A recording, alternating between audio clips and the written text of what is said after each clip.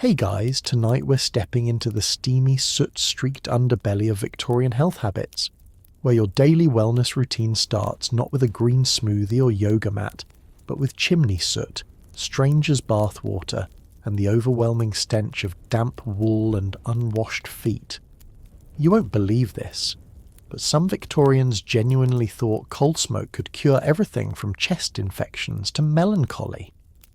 Alright, before you get too cozy, go ahead and smash that like button and subscribe, but only if your heart says yes.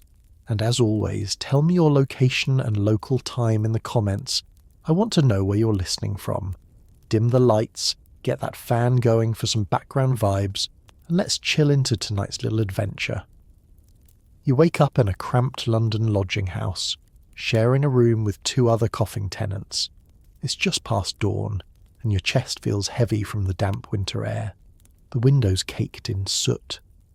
You hear the clatter of carts outside and someone already yelling about fresh turnips, even though you haven't had a real bowel movement since Tuesday. You're cold. You stink. You feel vaguely like death. And that's when you remember, today's the day for your health renewal. You shuffle down the street, wrapping your threadbare shawl tighter, until you arrive at the local public bathhouse. A massive building, dark bricks, with steam visibly rising from its chimneys. The word health is carved above the door in crumbling stone, though half the letters have eroded, so it now reads Hie. Inside, the heat hits you like a punch in the lungs. Not fresh, not dry. It's wet, saturated with human breath and coal dust. A woman with half her teeth missing hands you a towel, if it can be called that, and you're led into a dim bathing chamber. Pools of tepid water, already half filled with other city dwellers, ripple gently. The steam? Not water vapour. It's from the chimney flue, intentionally routed to pass through the ceiling into the bathhouse rooms. The idea, you've been told, is that inhaling coal smoke helps open the lungs and disinfect the body from within. You sit awkwardly in the shallowest end of the communal pool. You try not to think about the two men across from you, one of whom has open sores on his ankles. The water smells metallic, and someone's soap from across the pool floats lazily past your knee. After 20 minutes, an attendant ladles hot water over your head from a blackened tin bucket and hands you a lumpy bar of medicated soap. You scrub under your arms, trying not to gag from the mix of sulphur and tallow. Someone coughs violently. Someone else starts humming a hymn. Just then, an older man beside you leans over and whispers, "You want the real cure? Go to Blackfriars. They do the smoke bath proper. Sit you in a box, pump in pure chimney soot. Clears out the demons." You try to laugh, but your throat is raw. And honestly, part of you is curious. Because in a world where medicine is expensive, doctors are for the upper classes, and every day you breathe in more London fog than air. Sometimes you have to believe that fire and steam can heal you. There's even a word for it among the locals, fumigation therapy. Not prescribed by doctors exactly, but passed from neighbour to neighbour, whispered in alleys, practised in hidden corners. One widow swears it cured her son's croup. A grocer claims it dried out his rheumatism. You can't be sure what's true anymore. All you know is that people keep coming back. By the time you leave the bathhouse, your skin feels rough, almost itchy. But your limbs are warm. You convince yourself that means something's working. The smell of coal clings to your clothes and your hair. You walk home through the grey streets, coughing twice, but this time with more vigour. Was it health or illusion? It doesn't matter. In the Victorian age, hope often came wrapped in heat and smoke. Back at home, your bones ache from the sudden contrast. Wet heat to stone-cold floorboards. You crouch by the fireplace, but the embers are fading, and there's no fresh coal to toss in. You rub your arms and wonder briefly whether the bath did anything more than fog up your thoughts. You smell like scorched soap and old ash, but you're not done. No, the full ritual requires one last step, the part that truly makes your neighbours swear by it. You fetch a small bundle from under the cot, a linen-wrapped brick still warm from being left near the stove all night. You unwrap it slowly. Inside, a lump of scorched pine resin and a handful of dried herbs, rosemary, mugwort, and a crust of what someone claimed was medicinal salt. It's your personal smoke tonic. You light the edge with a taper and place it carefully in the middle of a dented metal brazier. The mixture sizzles faintly, sending up a thin column of fragrant smoke. You bend your face over the rising spiral and inhale, eyes stinging slightly. A few doors down, you can hear a baby crying and a man swearing at a horse that won't budge. Here, though, in this grim little room, you're trying to sweat the sickness out. This home fumigation ritual is something between medicine and superstition, but it's surprisingly common in the tenements and back alleys of Victorian London, especially among the working class. There are no official recipes, just whispered advice. Add wormwood if it's a stomach pain, or moss if your lungs feel tight. The old woman across the hall once told you that rosemary protects the soul too. Not that you're entirely convinced, but when doctors cost more than a week's food, you improvise. You cough again. The smoke is heavier than you expected, but it reminds you of the sudatoriums wealthy patients sometimes visited. Luxurious steam rooms, borrowed from ancient Roman design, which the Victorians reinterpreted for modern hydrotherapy. They had copper pipes, ceiling vents, and attendants in crisp uniforms. You, meanwhile, are hunched over a rusted pot, wrapped in 2 blankets with a rag on your head. But the principle, you tell yourself, is the same. Just as the sweat starts dripping from your neck, a knock comes at the door. It's your neighbour, Sarah, holding a chipped cup of tar water. She swears by it. Boiled pine tar and water, with maybe a splash of gin if you're lucky. To keep the lungs open, she says with a wink. You sip it. It tastes like firewood and sadness. Later that evening, as you lie flat on your back, the bed frame groaning beneath you, you feel light-headed. Not in a good way. Your skin is warm, maybe too warm. You pull the covers up, even though the room smells like a chimney. You think, briefly, of the woman who died last winter after a fumigation gone wrong. They said she'd fallen asleep with the coals too close, or maybe she'd just breathed in too deeply. But it doesn't matter. You're not her. You're healthier now. At least that's what you'll say tomorrow, when the butcher asks why your eyes are so red and you can't stop sneezing. In the world you live in, health isn't about precision or science. It's a feeling, a ritual, a hope that if it burns, it cleanses. If it stings, it's working. If it smells terrible, then it must be good for you. And so you close your eyes to sleep, wrapped in ash, sweat and optimism. Tomorrow you might try vinegar foot soaks, or a mustard rub, or maybe just save your pennies for the leech man. After all, you've never felt quite this alive while coughing. The next morning your throat still rasps like a rusted hinge, but you wake with a flicker of purpose. It's market day, and you've saved 6pence. Not enough for a doctor, but just enough for the second best thing, a miracle tonic, sold by a man with the loudest voice in Suffolk.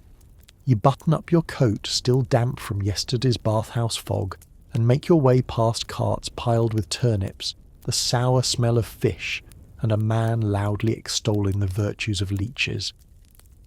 But just beyond the fishmonger's stall there he is, the tonic man.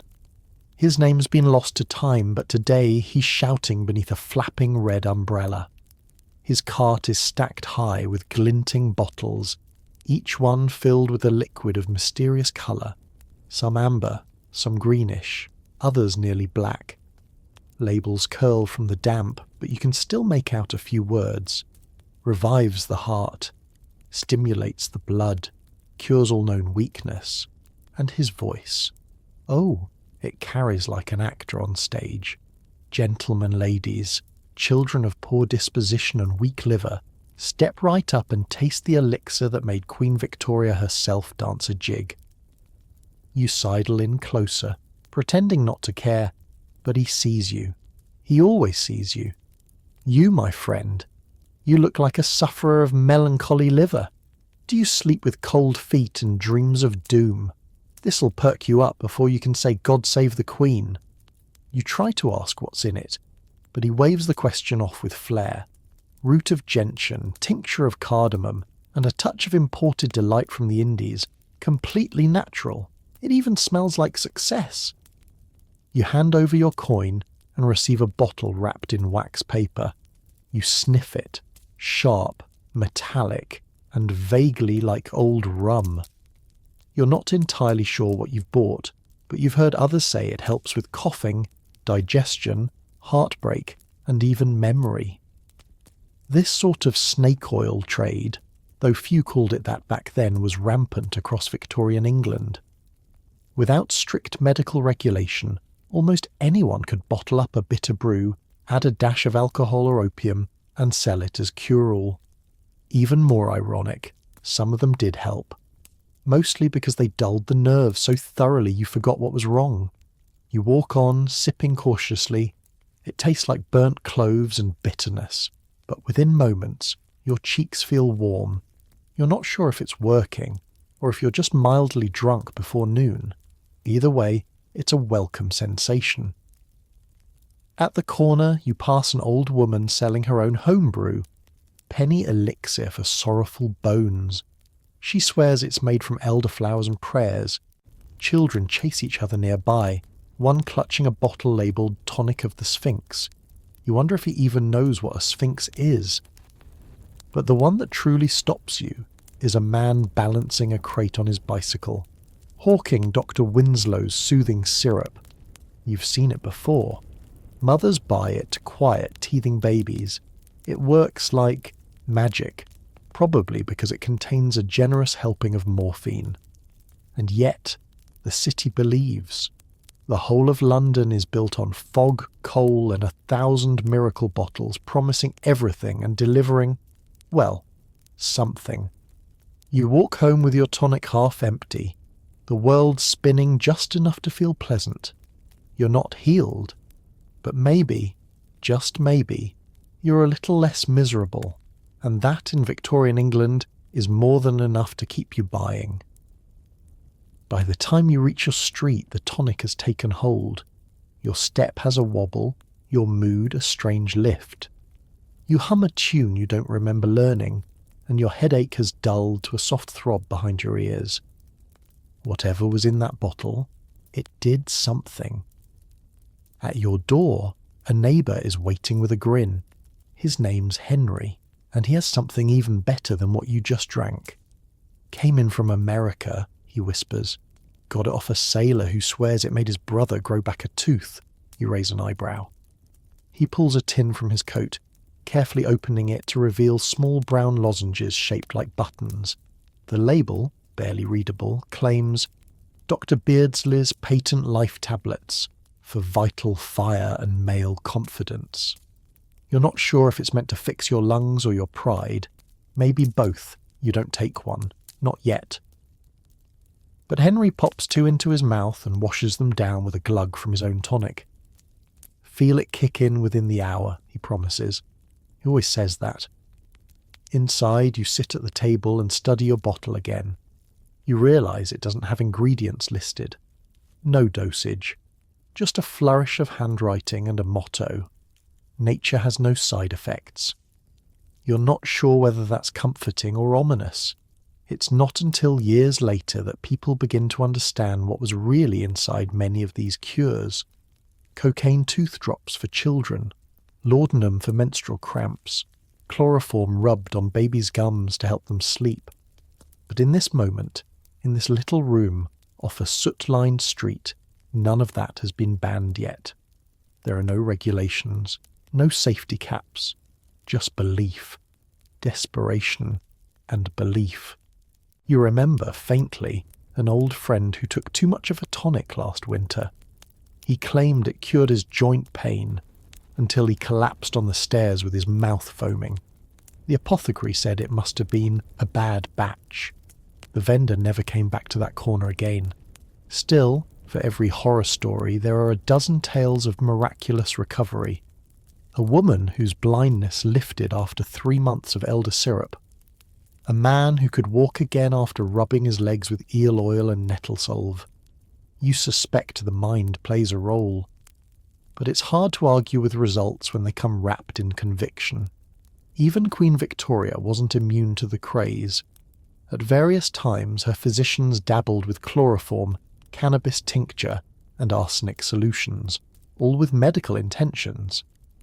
If royalty could indulge in experimental cures, why shouldn't you? Outside, the tonic man is packing up, coins jangling in his coat pocket. His job's done for the day. He'll be back next week with a new sign, new slogan, maybe even a new name. But the bottles, they'll look exactly the same. And you'll probably buy another.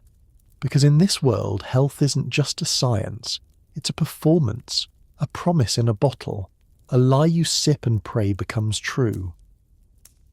As you lie down, the last light fades behind the curtain. The bottle stands half-drained on the windowsill, catching the candlelight like amber glass. Tomorrow your cough might return, your head might pound. But for now, under the spell of secrecy and syrup, you feel, just for a while, like maybe you've been healed. You wake coughing. Again. A thick, dry rasp that claws up from somewhere deep behind your ribs. The tonic's worn off. Your mouth tastes like tin, and your throat burns as if you'd swallowed smoke. You sit up slowly, the blanket sticking to your skin. You're sweating, though the room is freezing. That means it's time for something stronger. In the kitchen, you pull out the small ceramic jar labelled simply mustard. Not the kind for sandwiches. This one's harsh, powdery, and intended for something far more punishing. You dump a hefty spoonful into a rag, dampen it slightly, then fold it and press it against your chest. Within moments, it starts to sting. This is your mustard plaster, an old standby in Victorian households. The logic is simple. If something hurts on the inside, then you punish the outside until it all evens out. The burning sensation means it's working, they say, and the more it burns, the more you believe. You lean back in your chair, arms crossed, the cloth sizzling faintly against your skin. By minute 5, you're writhing, but you tell yourself this is necessary.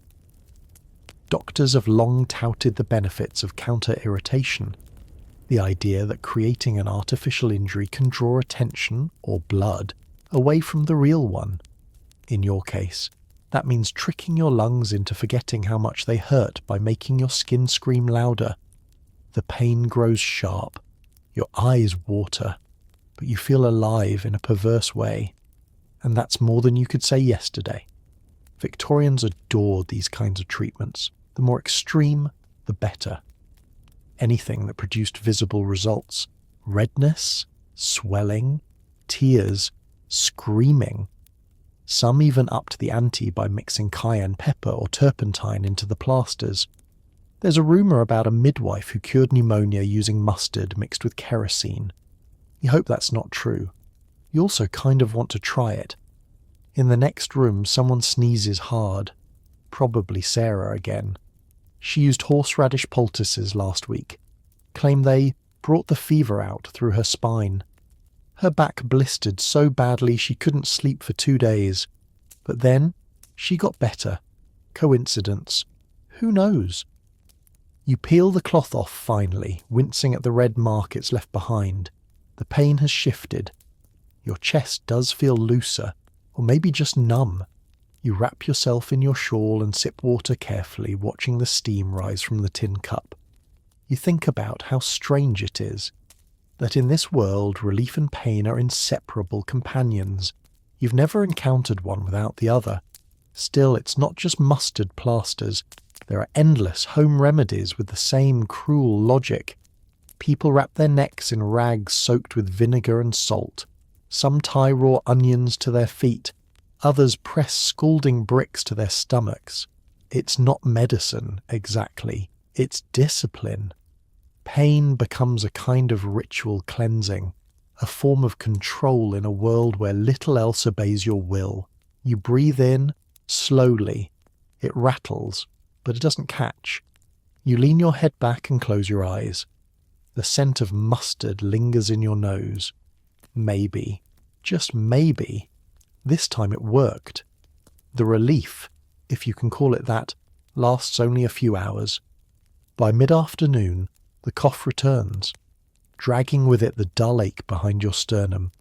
So, like any sensible Victorian, you reach for the next layer of remedy, blistering agents. You pull out a jar kept hidden behind the flour tin. Cantharids, sometimes known as Spanish fly. Not the kind whispered about in alley jokes, but the pulverized beetle-based powder used to raise skin blisters on command. It's potent. Dangerous too. But in the right dose, the theory goes, it pulls the illness out of your lungs and into your skin, where it can be popped, drained, and discarded like old soup. You take a moment to prepare. A clean cloth, a boiled needle, and the faint, flickering hope that this will go better than last time. You mix the powder into a greasy salve and apply it cautiously to the space just below your collarbone. Within minutes, it begins. A creeping itch that builds to searing pain. You grip the chair arms and whisper through clenched teeth, trying to remember how long you're supposed to leave it on. 10 minutes? 15? Some say the longer you endure, the more effective the treatment. Others say more than 20 minutes can cause permanent scarring. Of course, those people usually aren't the ones sick enough to try. The burning reaches a crescendo. When you finally remove the cloth, your skin is angry red and already swelling. A welt rises slowly, shiny and taut. You don't pop it yet. You're supposed to let the body draw for a few hours, so instead you sit there, holding a cup of cool tea and staring at the ceiling, sweat beading on your upper lip. It's a brutal logic, but one that makes a strange sort of sense. In a time when medicine is as much theatre as science, pain becomes proof. If a treatment hurts, it must be working. There are even travelling blister women in some districts, specialists who knock on doors with their own kits, jars and cloths, ready to sear sickness out of the body like blacksmiths hammering floors from iron. And let's not forget cupping, still popular among the desperate. Heated glass domes pressed to the skin, drawing blood and forming perfect purple circles. You remember a man at the workhouse with rings all down his back like some strange ritual branding. He said it helped his lungs expand. He died 2 weeks later, but not from the cups. Probably. You check the blister. It's ripe now, tense and gleaming like a plum. You grit your teeth and press the needle to it, slow and deliberate. The skin gives with a soft pop, and a bead of fluid rolls down your chest. You wipe it away with an old sock and bandage the spot gently. And then, miraculously, you do feel better. Not cured, but clearer. You can breathe in without the rattle. You feel lighter. Less haunted by the ache in your ribs. Perhaps it's the shock. Perhaps the body just needed something worse to focus on. Either way, you take it.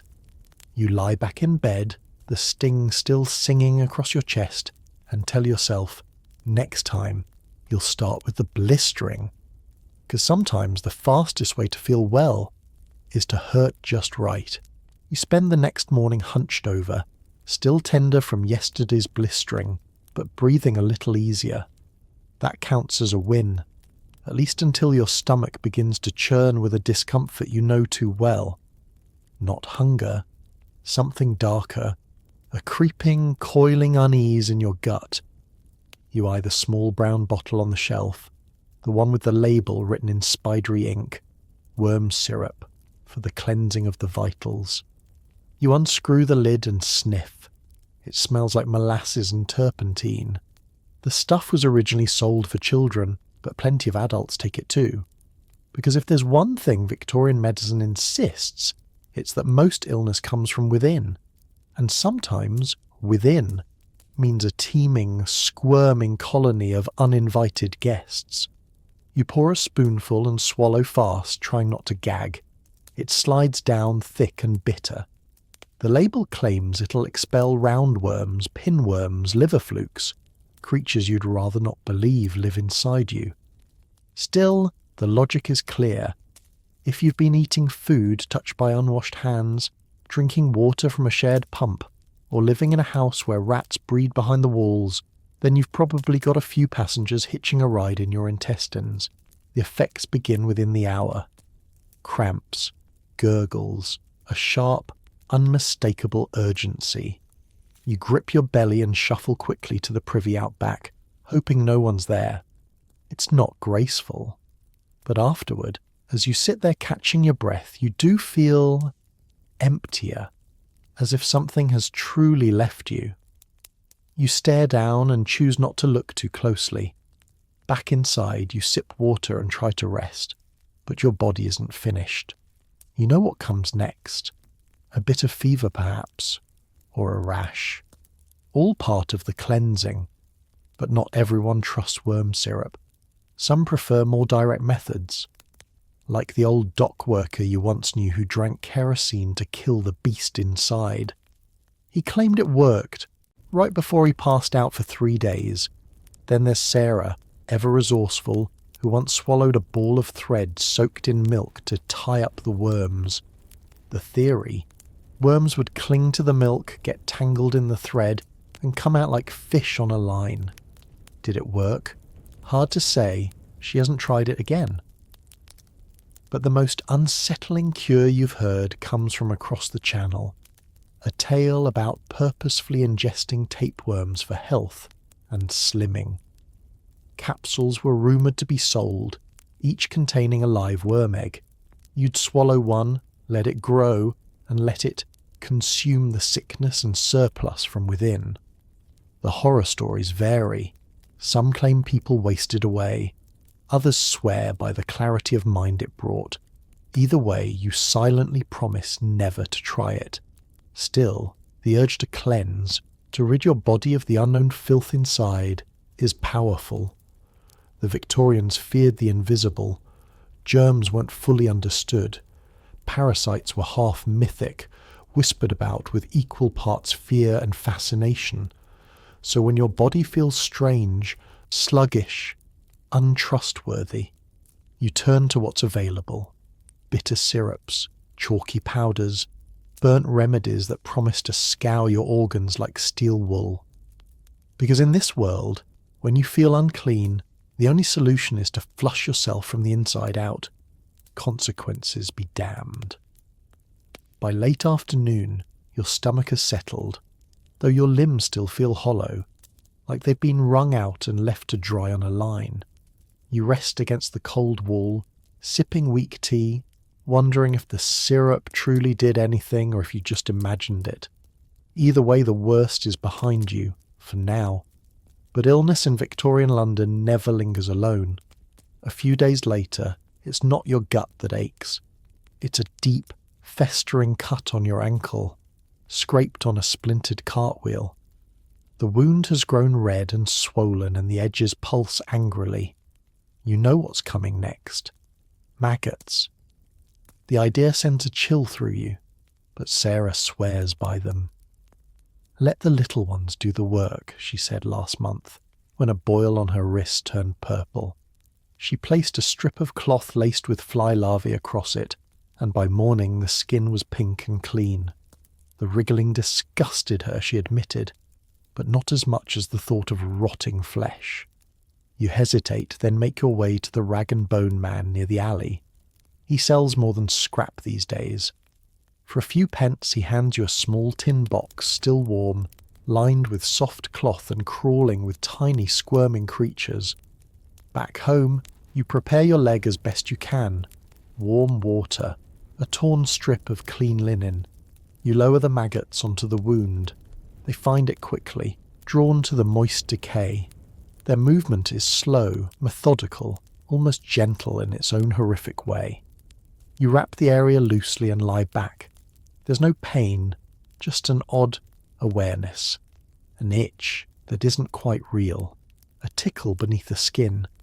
This practice, maggot therapy, was quietly accepted in some circles, even among early surgeons who noticed that soldiers whose wounds attracted flies often healed faster. The larvae eat only the dead flesh, leaving the living skin untouched. A grotesque kind of precision. Nature's little surgeons. Still, the stigma lingers. You didn't tell your neighbour. You're not sure you'll tell anyone. You don't want to be known as the one who let bugs crawl inside you on purpose. But the next morning, when you unwrap the cloth, you see the difference. The redness has faded. The wound looks cleaner. The smell, faint and sour yesterday, is almost gone. The maggots, now bloated and still, have done their work. You dispose of them in the stove ash, hands trembling slightly. Then you scrub your leg with carbolic water and rewrap it, this time with herbs instead of insects. It's strange how something so primal, so unsettling, can bring healing. But perhaps that's the lesson here. In this era, the line between revulsion and remedy is razor thin. What disgusts you today may save you tomorrow. You limp to the window, watching the fog roll in again. Somewhere nearby, a child is crying. A vendor shouts about soot cakes, and in your little room your leg no longer throbs. Sometimes the cure isn't pretty, sometimes it wriggles. But in the world you live in, you take your healing however it comes. You manage to limp to the street corner the next day, your leg wrapped neatly, your cough quieter. A small victory. But the moment you turn toward the baker's, you feel it, the pull of your corset cinching tighter than you remembered. You pause, take a shallow breath, then another. But there's no room in your ribs. The corset doesn't give. You're not even dressed up. This is your day corset meant for support, not beauty. But every breath feels like inhaling through a straw. You brace yourself against a lamppost and try to stand tall. Posture is health, that's what they say. A straight spine and compressed waist are the markings of a proper Victorian woman. You've worn corsets since girlhood, like every woman you know. They come in silk or canvas lined with whalebone or steel. Laces run down the back like spider webs, pulling tighter each year. Your aunt used to joke, if you can't fit your waist in a teacup, you'll never fit in polite society. It wasn't a joke. Today yours is laced to 20 inches, still not enough by some standards. Some women reach 17, others famously went smaller. You once read of a duchess with a 13-inch waist, a size that makes your lungs tighten just thinking about it. But you push on. The goal is not comfort. The goal is grace, discipline, and the sweet illusion of health. Because Victorians believed a firm figure reflected a firm mind. A rigid frame was the sign of a respectable, controlled, and morally upright woman, and so you bind. Back at home, you wrestle the corset off with aching fingers, red welts line your sides, your shoulders sag forward with the sudden absence of tension. You feel boneless, like a puppet with its strings cut. You sit by the fire and breathe deep for the first time all day, but rest is short-lived. Evening calls for your walking corset, less structured, but still unforgiving. You sigh and pull it on again, tugging the laces tight, one eye on the clock. You think of the girls in the millinery shop next door, all of them laced tight and silent, pressing ribbons into hatbands with white knuckles. One of them fainted last week while arranging feathers. No one gasped. No one even flinched. The girl was simply peeled off the floor and propped near the window. She revived quickly, a splash of water to her neck. Too much tight lacing, someone muttered. And then they returned to sewing. It's common, expected. Even doctors, those who serve the wealthy, prescribe corsets for hysteria, spinal curvature, or prolapse. Some claim the pressure helps hold the organs in place. Others whisper that it's crushing the liver, the stomach, even pushing the uterus downward like a kettle sinking in mud. You don't know which is true, only that your back feels better when you wear one, and worse when you don't. That your stomach sometimes churns for hours, that your headaches grow sharper after long days in stiff posture. But when you look in the mirror with your waist tucked, your shoulders square, your chin slightly lifted, you look like a woman worthy of survival. And in this age, image is everything. Later that night, as the fog curls against your window and your breath clouds the glass, you ease out of your corset like a molting creature. The marks across your torso look like a map, crimson paths left by stays and bones. You press your fingers to one particularly deep groove along your ribs and wince. It's tender, but you've had worse. You curl under the blankets and try to sleep, but your chest feels oddly hollow without the pressure. You shift, twist. You can't find a comfortable position. Isn't it strange that the thing you loathe all day becomes a kind of safety at night? And then, without warning, your breath catches. You sit upright, gasping. A sharp stab radiates through your side. For a moment you wonder if it's your heart. But you know better. It's the same pain that visits now and then, especially after long days of lacing. The doctor once called it floating ribs, said your bones may have shifted from pressure. You remember the way he said it, as casually as one might comment on weather. You wrap a shawl around your shoulders and pace the room slowly, hand pressed to your ribs. It eases, eventually, but it leaves behind a dull, menacing echo. You think of women like Kathy Jung, who'd eventually be celebrated in freak shows and parlours for achieving a 14-inch waist. You think of the fainting couches placed in every respectable salon, not decorative, but practical, for women overcome by their own restrictive garments.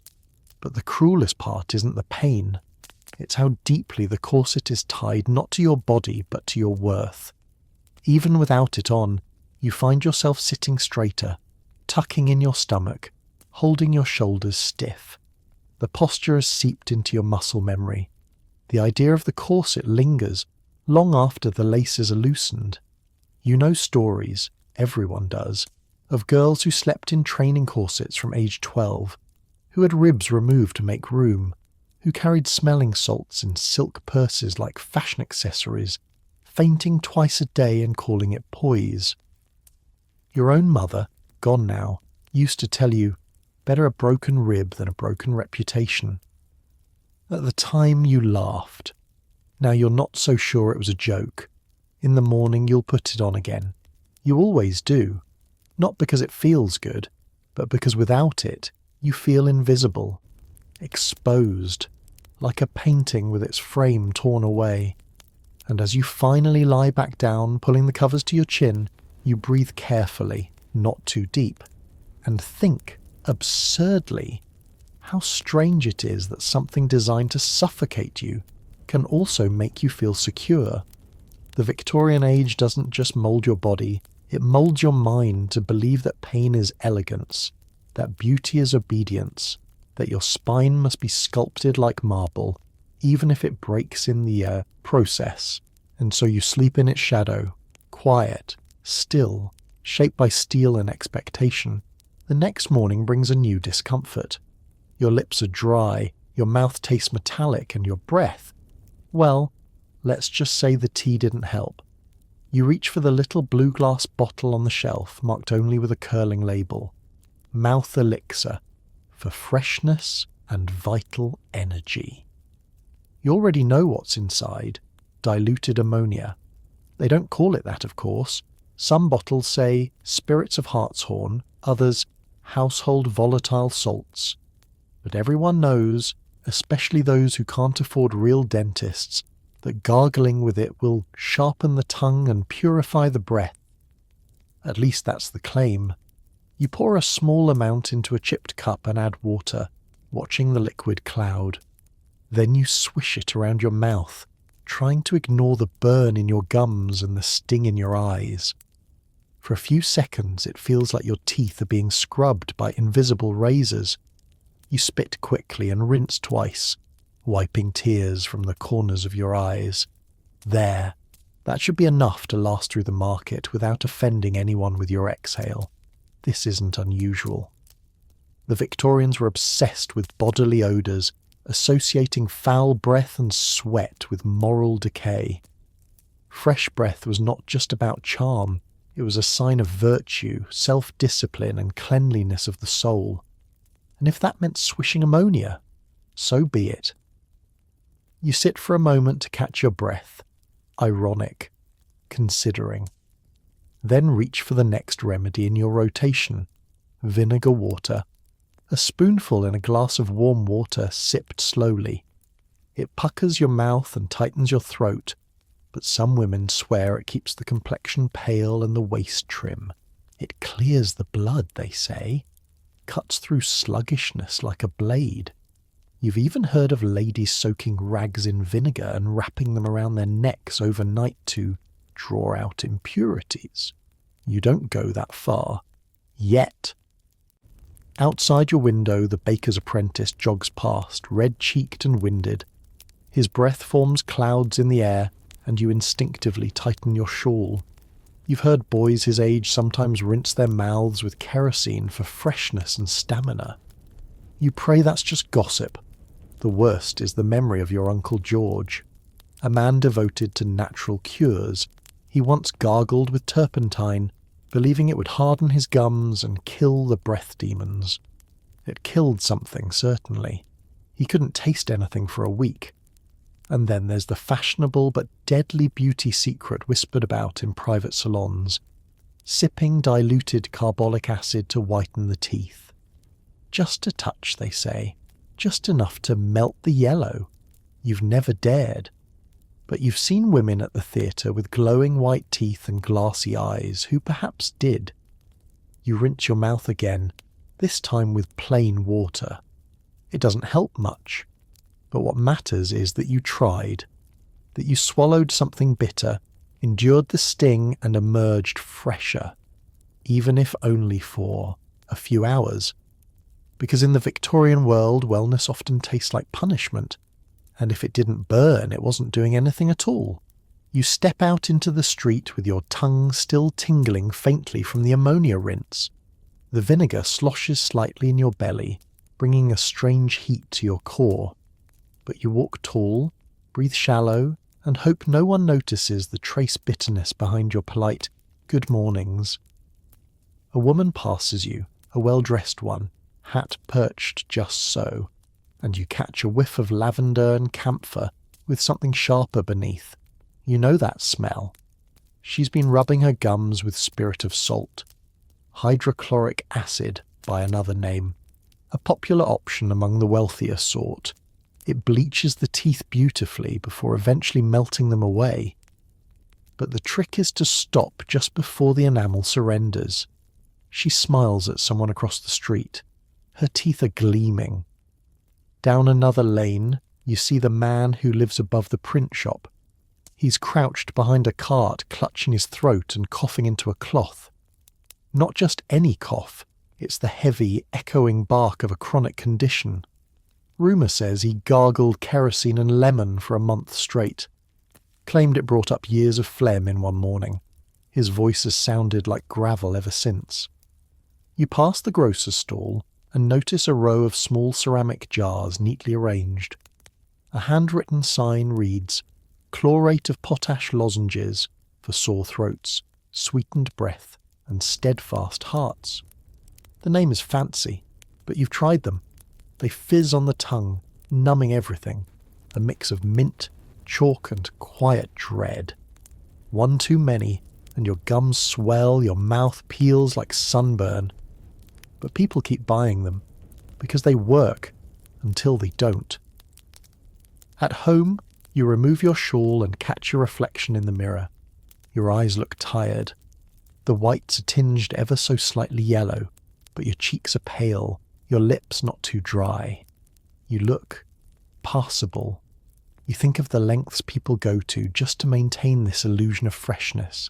The girl who snorted dry baking soda each morning until her nose bled. The midwife who brushed her teeth with crushed charcoal and brandy. The butcher's wife who whispered of a peppermint and mercury concoction she swears made her husband kiss her again. And then there's the tragedy of young Edith, who brewed her own rinse from quicklime, milk and honey. She said it gave her a smile, like marble. She was buried 2 winters ago, her tongue rotted, her breath gone sour from the inside out. But Edith died beautiful. That, in the eyes of the Victorian world, almost counted for something. You dab rose water on your temples and set the bottle down carefully. It's not medicine, but it smells like what health should feel like. Light, floral, fleeting. You close your eyes and breathe in deep, just once. In a world where cleansing often means stripping away layers of your body one rinse at a time, a little perfumed lie can be the gentlest cure of all. You settle into your chair by the window, sip weak tea and listen to the city cough and clatter outside. Tomorrow you may try clove oil, or alum, or maybe just silence, but for tonight your breath is sweet enough. And that here is a kind of peace. You're dozing lightly by the fire when a knock rattles your door. You shuffle to open it and find a thin boy with soot on his cheeks holding a small crate. He nods silently, hands it to you, and vanishes into the fog. Inside the crate, carefully packed in straw, is a peculiar device, a resuscitation kit from the Royal Humane Society. You'd heard about them being installed near the Thames, but now, thanks to Sarah's cousin at the docks, one has landed in your lap. You set it on the table and stare at it like a foreign object. A polished wooden box hinged like a treasure chest. Inside, brass tubing, bellows, and a long leather tube. A printed leaflet is folded neatly against the lid, titled in bold type, Tobacco Smoke Enema Apparatus for the Revival of the Recently Drowned. Yes, that kind of enema. You blink. The absurdity of it nearly makes you laugh. But in the Victorian world, this isn't a joke. Tobacco smoke was believed to be a life-giving stimulant, especially when pumped into the rectum. The thinking went, cold water kills by shutting down the system, and warm stimulating smoke reignites it. And not just any smoke, tobacco smoke. The kit includes a small brass pipe meant to be inserted, and a bellows that pushes smoke, gently or forcefully, depending on the stubbornness of the case. There were even kits like these installed along the banks of the Thames to be used on drowning victims right there on the spot.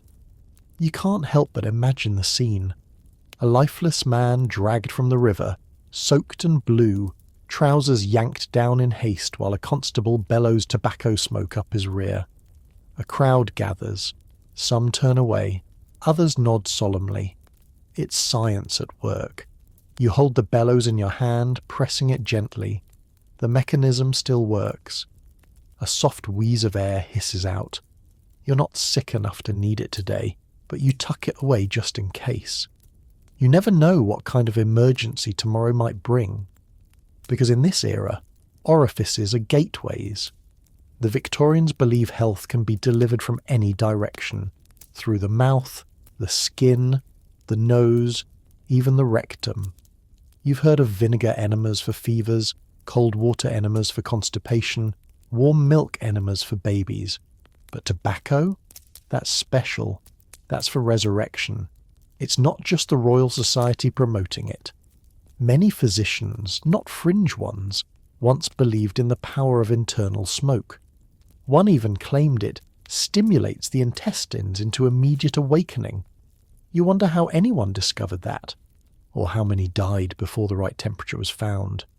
The idea of it unsettles you, but it also fascinates you.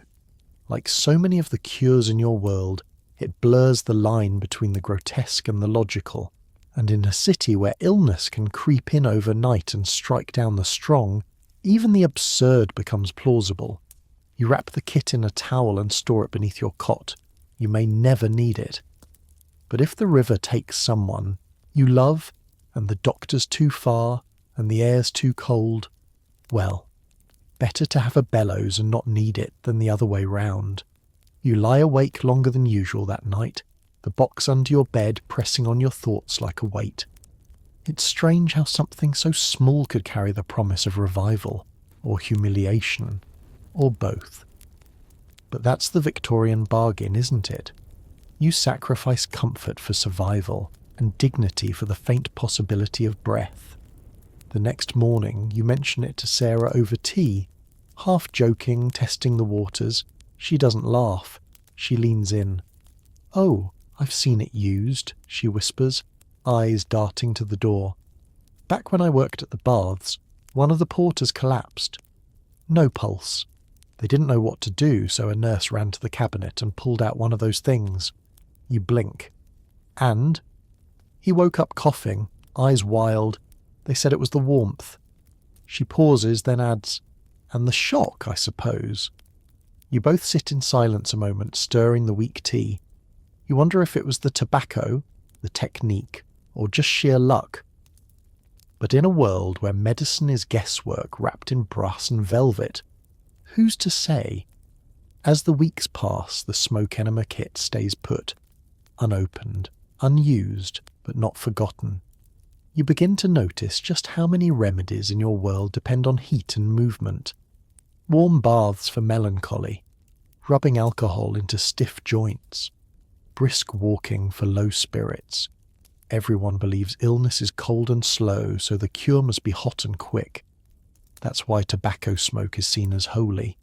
It's not just a stimulant, it's fire, breath, motion. The opposite of stillness, of death. In that sense, maybe the kit isn't so strange after all. You recall how even fashionable men at the gentlemen's clubs keep cigars handy for nerve settling, and how surgeons have been known to blow pipe smoke into wounds before bandaging, believing it disinfects. One apothecary even tried infusing smoke into the bloodstream using leech tubes. He was fined, but not laughed at. That's the line you walk every day, between belief and desperation, between remedy and ritual, and always, just barely, on the right side of collapse. A few nights later it happens. A neighbour's child falls into the canal. They pull her out blue-lipped and stiff. No one knows what to do. Someone calls for a doctor, but he's a half-hour away. The mother screams. The child doesn't move. You run. You grab the box. The rest is a blur. Kneeling in the mud, hands trembling, fumbling with brass pieces in the dark. No one speaks. No one laughs. They watch. They hope. And when the child coughs, just once, a tiny shudder, it doesn't feel like victory. It feels like borrowed time.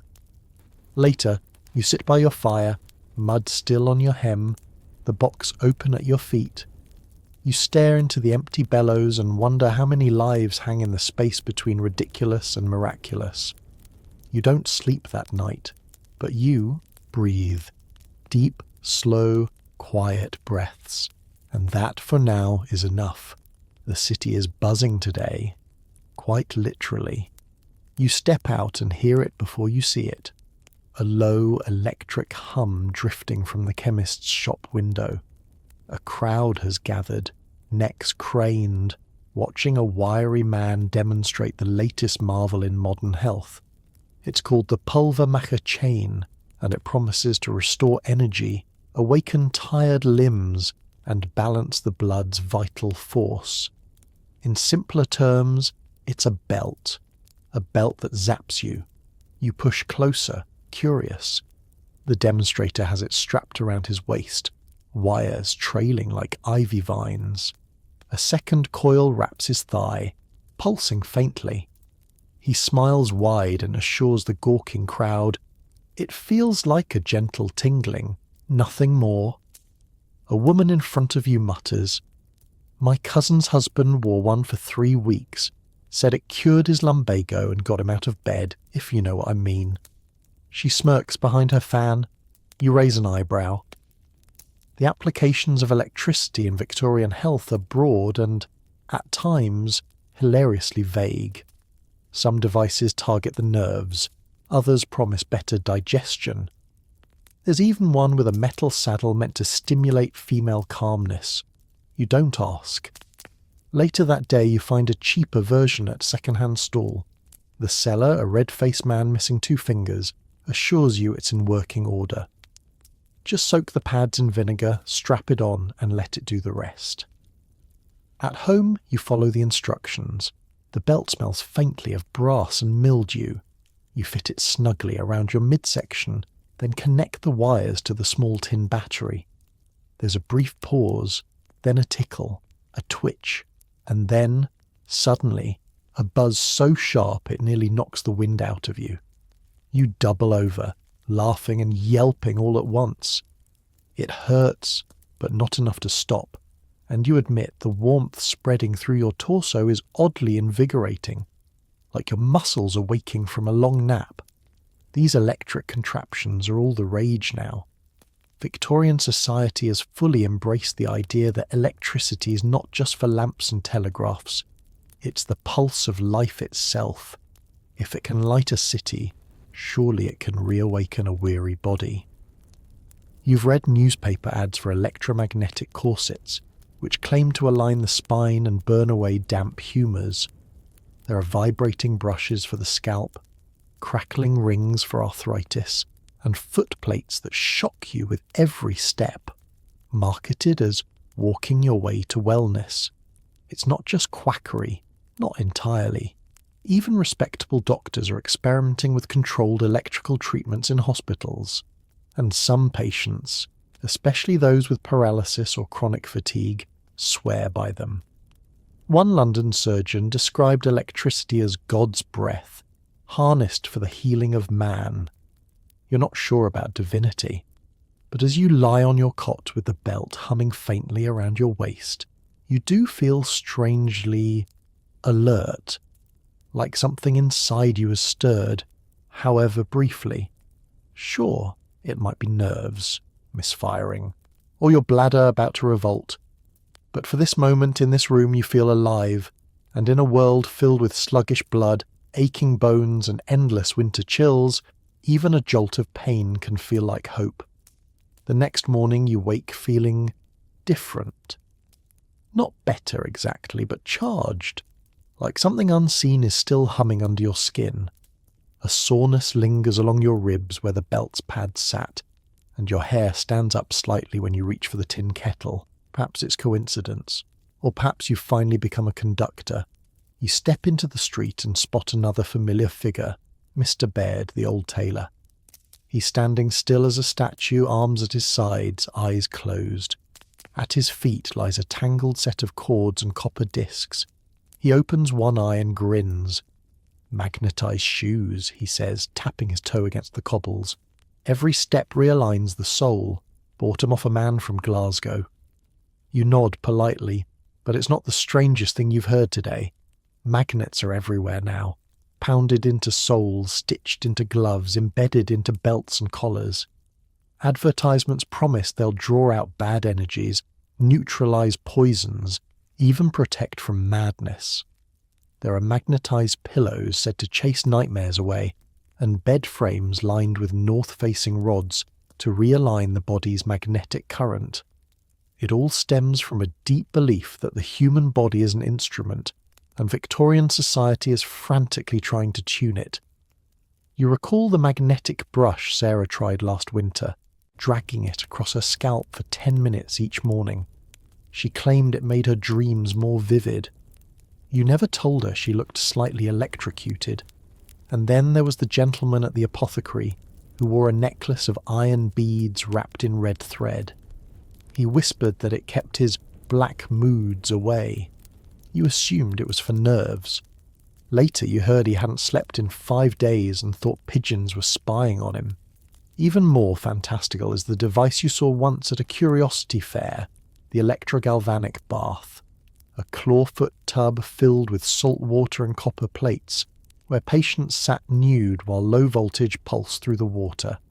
"Stimulates every pore," the man cried. You're not sure if anyone actually tried it, or if it was just an elaborate way to boil a person alive. But despite the absurdity, there's something undeniably seductive about these devices. They hum, they spark, they do something. In an age when so many cures are tasteless powders or invisible spirits, electricity is proof. It's seen, heard, felt. You wrap your coat tighter and step carefully over a puddle. Suddenly, the idea of being lightly electrified while standing in water seems unwise.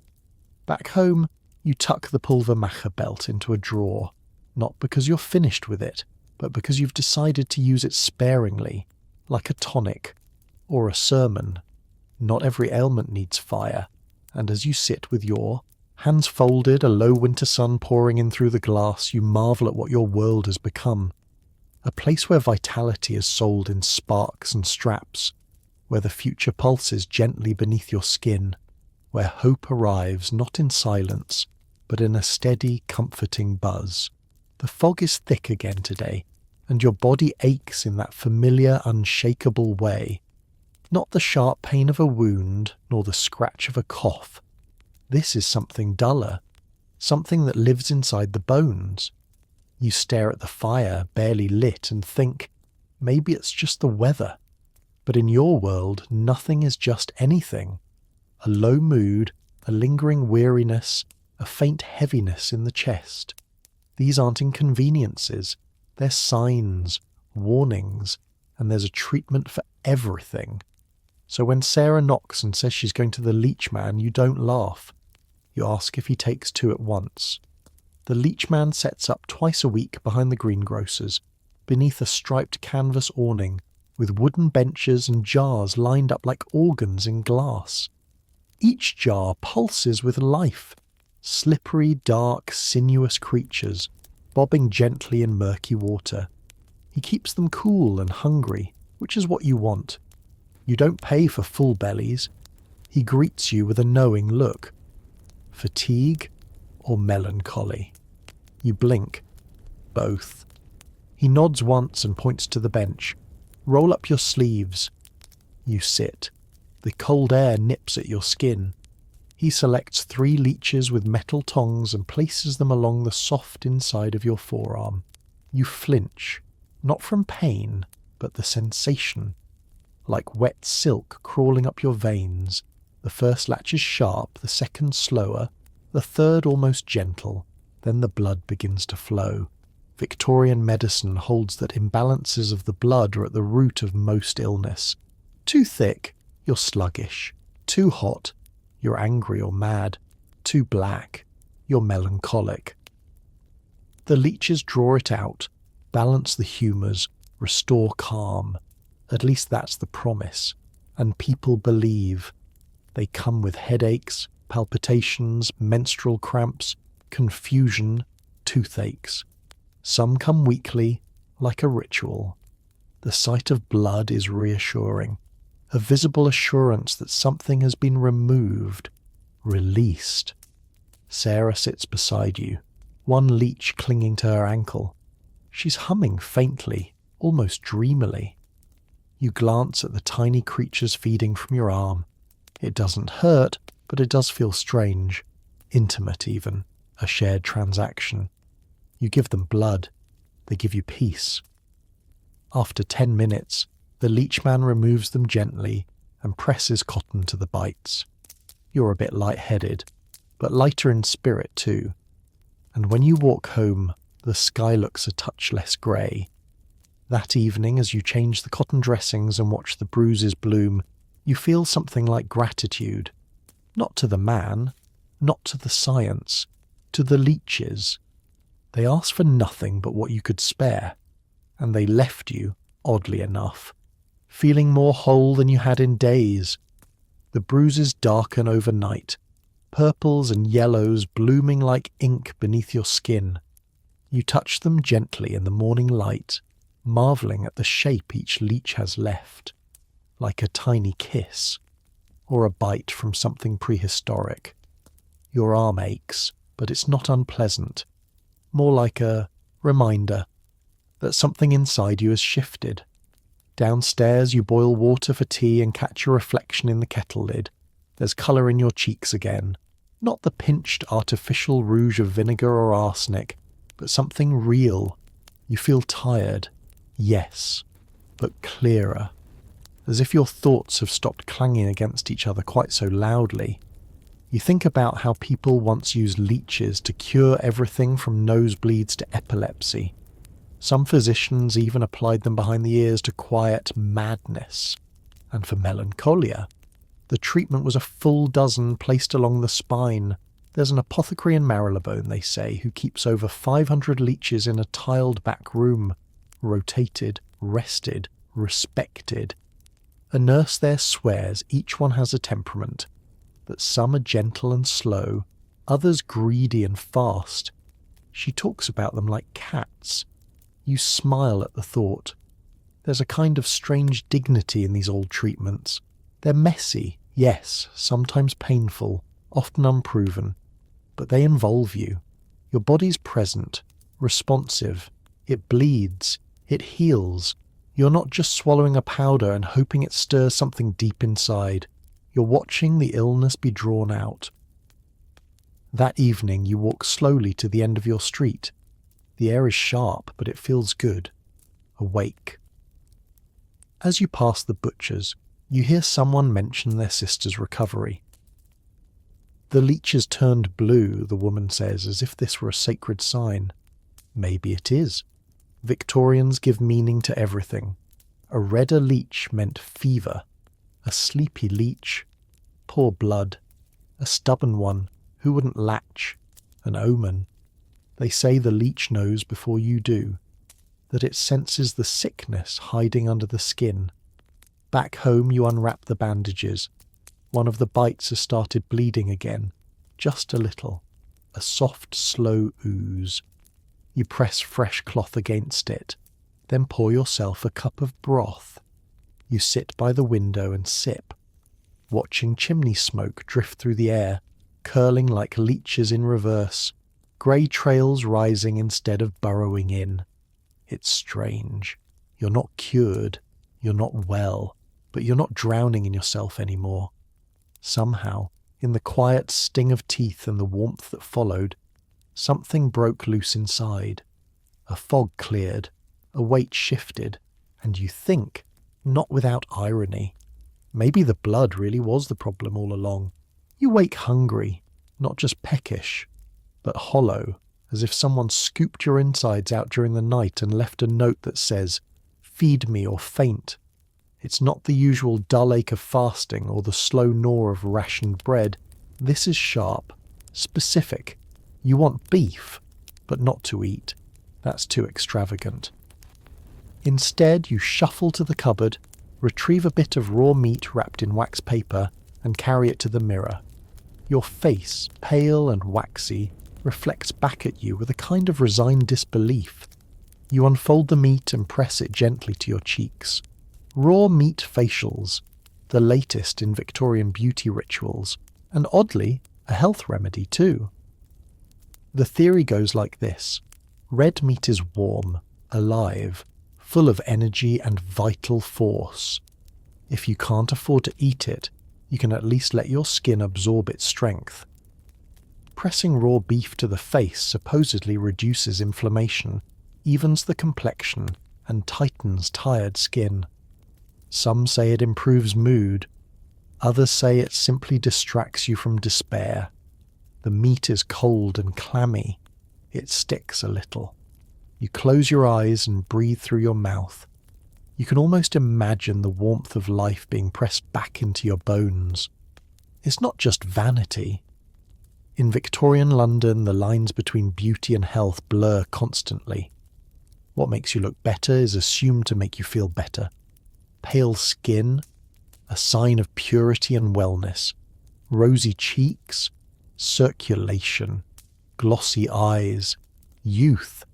Your face is not just decoration, it's diagnosis. You hold the beef there for 10 minutes, maybe more, until it warms in your hands and starts to smell faintly of iron.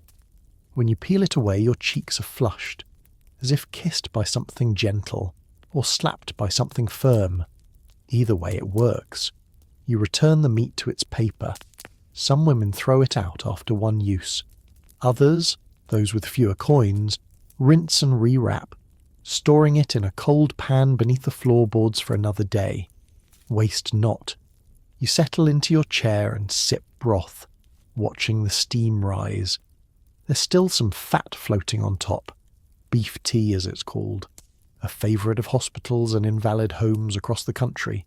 Made by boiling bones, gristle and water until all the flavour and strength is gone from the meat and transferred to the liquid. It's not food. It's medicine. Doctors swear by it. They prescribe it for everything: fever, childbirth recovery, heartbreak. It's served to the dying, the weak, the melancholic, not because it fills the belly, but because it symbolises care. The irony, of course, is that the meat used for facial masks is often more nutritious than the soup you're drinking. But no one dares say that aloud. You sip again and sigh. It's not satisfying, not really. But it's warm, and in your world, warmth is hope. You place the teacup down and lean back, cheeks still tingling from their communion with the butcher's offering. You wonder if Queen Victoria ever tried it. Probably not, but her subjects do, and they swear by it. Because in this time and place, healing isn't just about survival. It's about looking like you're surviving, even when you're not. You sit quietly, watching your tea cool as the meat mask's afterglow fades from your cheeks. Your stomach still growls, but your face somehow feels firmer, more alive. It's a strange trade, really. Starve the belly, feed the mirror. Out the window, across the street, a nursemaid from the Wilkins household steps outside holding a bowl of beef tea. She walks carefully toward an elderly man slumped against the stoop. His eyes flutter open when the steam hits his nose. That's the other place beef tea lives, in sickness and dying. Hospitals serve gallons of it, not because it cures, but because it comforts. It's warm, familiar, easy to digest. You've heard it called essence of beef, as if something essential, something soulful, boils out of the bones and into the broth. The Victorians believe it holds the animal's vitality, the life force, a kind of meaty ghost in liquid form. You remember when your aunt was sick, fevered and weak, unable to keep bread down. She took nothing but beef tea for 3 weeks, didn't say much, just sipped and sighed. She never got better, but she didn't seem to mind as much while the tea was warm. Some families go a step further. They add brandy or egg yolk, a richer tonic for when the end is near, and when even that is refused, the steaming bowl is still brought in, placed at the bedside like an offering. You lift your cup again and wonder how many people have lived their final days tasting exactly what you're tasting now. Not all are convinced, though. A few medical reformers whisper that beef tea is nothing but flavoured water, that it contains less nourishment than a slice of bread. But those voices are quiet. After all, it's not polite to question what keeps the ill hopeful. And it's not just the tea. Some apply beef directly to wounds, especially older women who've passed down remedies through generations. They wrap bruises in raw veal, soak sprains in marrow compresses, or place liver slices on blackened toes. There's something sacred about touching meat to flesh, like calling on something stronger to stand guard over something weaker. You once heard of a midwife who swore by laying beef tripe on the belly of a labouring mother. It draws out the pain, she said, like iron draws fire. And of course, there's the fringe belief, whispered, rarely written, that the spirit of the animal might somehow enter the body through prolonged contact, that its endurance, its strength, might seep into your own blood. You don't entirely believe it. But as you wrap up the beef from your facial and slip it into a basin, part of you wonders if you should say, "Thank you." That night, you drink the last of your broth and rest your head near the window. The fog presses gently against the glass. You're not full, but you're not empty. And that, for tonight, is enough. The arsenic pills sit in a velvet-lined box. You found them at the apothecary last week, tucked between the smelling salts and the raspberry leaf tinctures. The label was almost coy. Dr. Fletcher's complexion enhancers for radiant skin, youthful glow, and feminine vitality. The clerk didn't blink when you bought them. He even offered a discount for buying 2 tins. You hold one pill between your fingers now, chalky, pale, barely larger than a buttonhole bead. There's nothing threatening about it, not at first glance. But you know better. Arsenic's a poison. That much everyone agrees on. It can kill rats, ruin crops, and with enough dosage, end a human life silently and elegantly. But in small doses. The Victorians believe it can do wonders. You place the pill on your tongue and swallow with water. There, no burning, no taste. Just a slow, creeping heat in your chest. You wait. The fashion for arsenic began years ago, among the Austrian elite.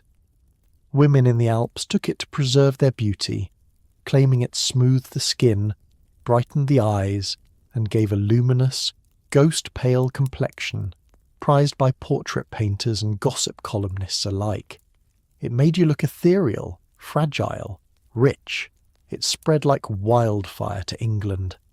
Soon women in London were buying arsenic wafers, tonics, even face creams laced with the stuff. Not openly, of course, but quietly, secretly. Passed between gloved hands in drawing rooms and whispered about during tea. You look in the mirror. Your skin is already fair, but with this, maybe it will glow, just enough to outshine the bloom of red along your jawline, just enough to look more porcelain than paper. Of course, you've heard the warnings. Arsenic can blacken the fingernails, thin the hair, blur the vision. One girl in your building took too many and spent a week vomiting into a porcelain basin before she stopped breathing entirely. But she looked stunning in her coffin. Everyone said so. You tell yourself you'll only take 1 pill a week, maybe 2. You don't need to be perfect, just presentable. The beauty magazines are full of hints, none explicit, all carefully veiled. Glow elixirs, complexion harmonizers, veil powders. You recognize the code now. You see the sheen in a lady's cheeks and wonder if it's rouge or recklessness. You think about all the other things you've endured in the name of health. The burning mustard plasters, the blistering cantharides, the vinegar gargles, the meat masks. Compared to those, this pill is silent, elegant, almost polite, and besides, the men don't complain. They notice the brightness in your eyes, the smoothness of your skin. They call you delicate, feminine, soft as milk. They don't ask what it costs. You tuck the velvet box into your drawer and brush a hand across your cheek. No rash yet, no tingling. Just a quiet, unnerving sense that something inside you has changed, shifted, begun, and whether it's beauty or poison blooming beneath. Your skin, you're not quite sure, but tomorrow you'll take another. Because in Victorian England, the glow of health is worth its weight in death. The days pass, and the glow builds slowly. You catch glimpses of yourself in shop windows, surprised by the faint shimmer on your cheekbones, the unnatural clarity in your eyes. People notice too. The grocer calls you Rosie. The baker's boy tips his cap. You smile, demurely. You don't say a word about the pills, because you've learned that the first rule of arsenic beauty is silence. No one admits it, everyone suspects it, and no one stops. Sarah, of course, suspects. One afternoon she leans in, inspecting you closely. "You've changed," she murmurs. "Your skin, it's like polished milk glass." You shrug. "Must be the beef masks."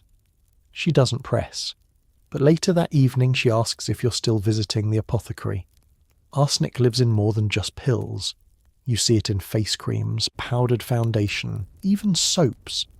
The beauty press call it French white, or the alpine blush. One ad in the Ladies' Gazette reads, "For the pale of disposition, a secret favoured by the Empress herself." You know what that means. Everyone does. Still, not all stories are glamorous. You remember Ada, once the belle of your boarding house, always powdered to perfection. Her skin glowed like satin until the corners of her mouth began to darken and her fingernails turned faintly blue. She insisted it was just fatigue. Then she stopped coming down for supper. She died a week later, her body so light the undertaker carried her out like a sack of linens. The whispers after her death weren't cruel. If anything, they were admiring. "So lovely at the end," one woman said, pressing her hand over her heart, like she'd fallen asleep in snow. You think of that sometimes as you touch your own skin. Not in fear, not really. More in quiet acknowledgement. You know what you're trading. The radiance, the thinness, the hollow-boned elegance that only danger can bring. It's not just women either. Men, especially those in politics or the theatre, use arsenic tonics to flush their cheeks or tighten their jawlines. No one escapes the pressure to appear more than mortal. But it is the women who perfect it. They learn to dose carefully, take breaks, mask the symptoms. They chew charcoal pellets to counter the nausea. They drink milk laced with chalk to calm their stomachs. They hide the tremors behind lace gloves and the shortness of breath behind quiet laughter. There's a fine line between illness and allure, and they walk it with every swallow. You take your next pill slowly. The taste is nothing. The weight on your tongue, barely noticeable. But afterward, sitting alone by the window, you feel it. That faint tightening behind the eyes, the buzzing in your limbs, the impossible calm that comes when your body's just slightly off kilter, like a teacup spinning at the edge of its saucer. Tomorrow you'll skip the dose, just to be safe. But tonight, as the candlelight kisses your cheek, you glow. And isn't that the goal? In this world, beauty isn't about health. It's about triumph, over decay, over time, over the body itself, even if it costs you everything. The glow doesn't help you sleep. You lie in bed long after midnight, staring up at the cracked ceiling as shadows stretch like long fingers across the walls. The city outside has quieted, but your mind hasn't. Neither has your heart. It beats faster lately, not from fear, from light, from the gas. Your home, like so many in the city now, has been blessed or cursed with gaslight. A flickering blue flame behind frosted glass, fueled by coal gas piped in from the street mains. You used to think it was a miracle. No more fumbling for candles, no more soot trails along your books. But the miracle is starting to show its cost. You roll over and eye the sconce above your mantel.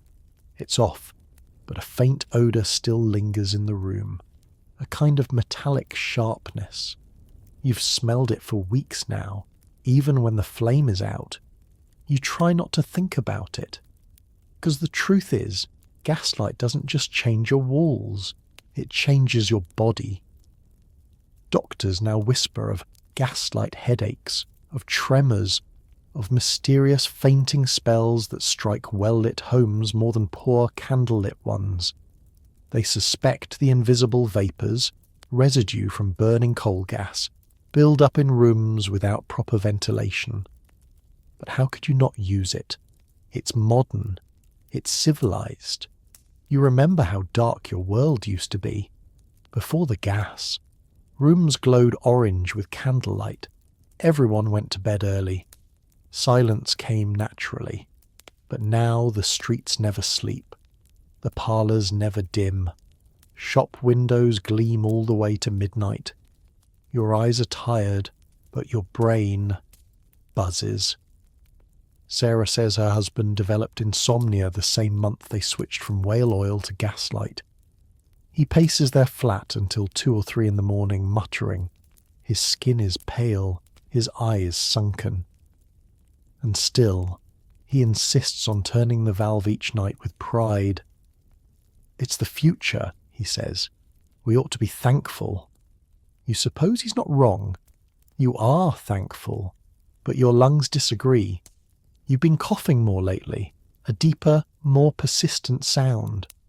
It rattles in the back of your ribs like something trapped there, shaking to be let out. You sit up and light a match, not for the gas lamp, just a candle. The flame is soft, real. It flickers against your fingers like a sigh of relief. It's not just the light, though.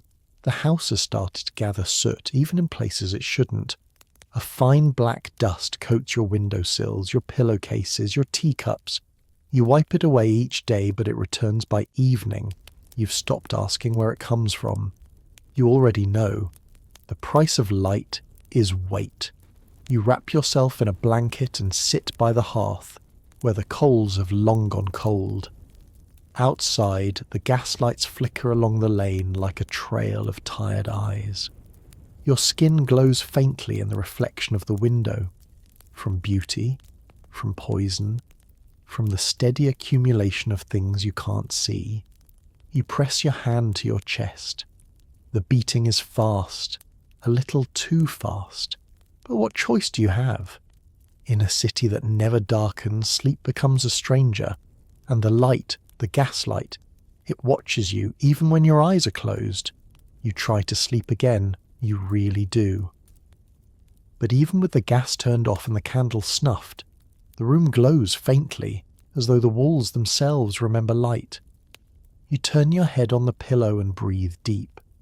The scent of the linen is laced with smoke and coal. It clings to everything. Your clothes, your hair, your lungs. You can't escape it. Not really. And that's the other sickness that gaslight brings. Not just sleeplessness, but lungs that never feel full. You remember visiting your cousin in the country last spring. Her house ran on firewood and oil. The nights were black and still, the silence almost uncomfortable. But the air, oh, the air. You breathe like you hadn't in years.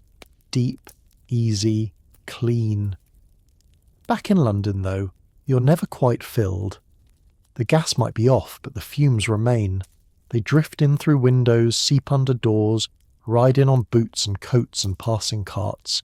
Every chimney smokes. Every pipe leaks. Every breath is a gamble. And still, people love it.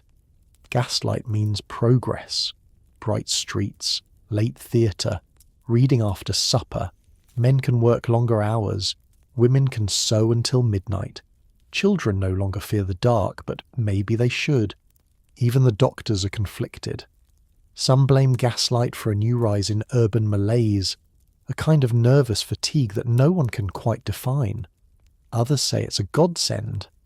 One hospital has even installed overhead gas jets in its surgical theatre. No more shadows, they boast.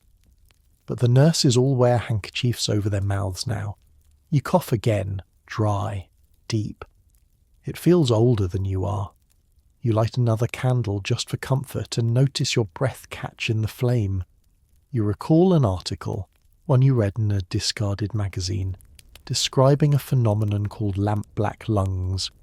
Chimney sweeps had them, gas workers too. But now even genteel ladies were developing it. Microscopic soot, inhaled slowly, day by day, until the lungs turn grey. Sarah once said she started coughing blood after spending a week in her aunt's drawing room. Her aunt who kept 6 gas sconces burning from dusk until dawn, even in summer. She thought it made the furniture look more expensive, Sarah muttered. Meanwhile, I nearly coughed up my liver.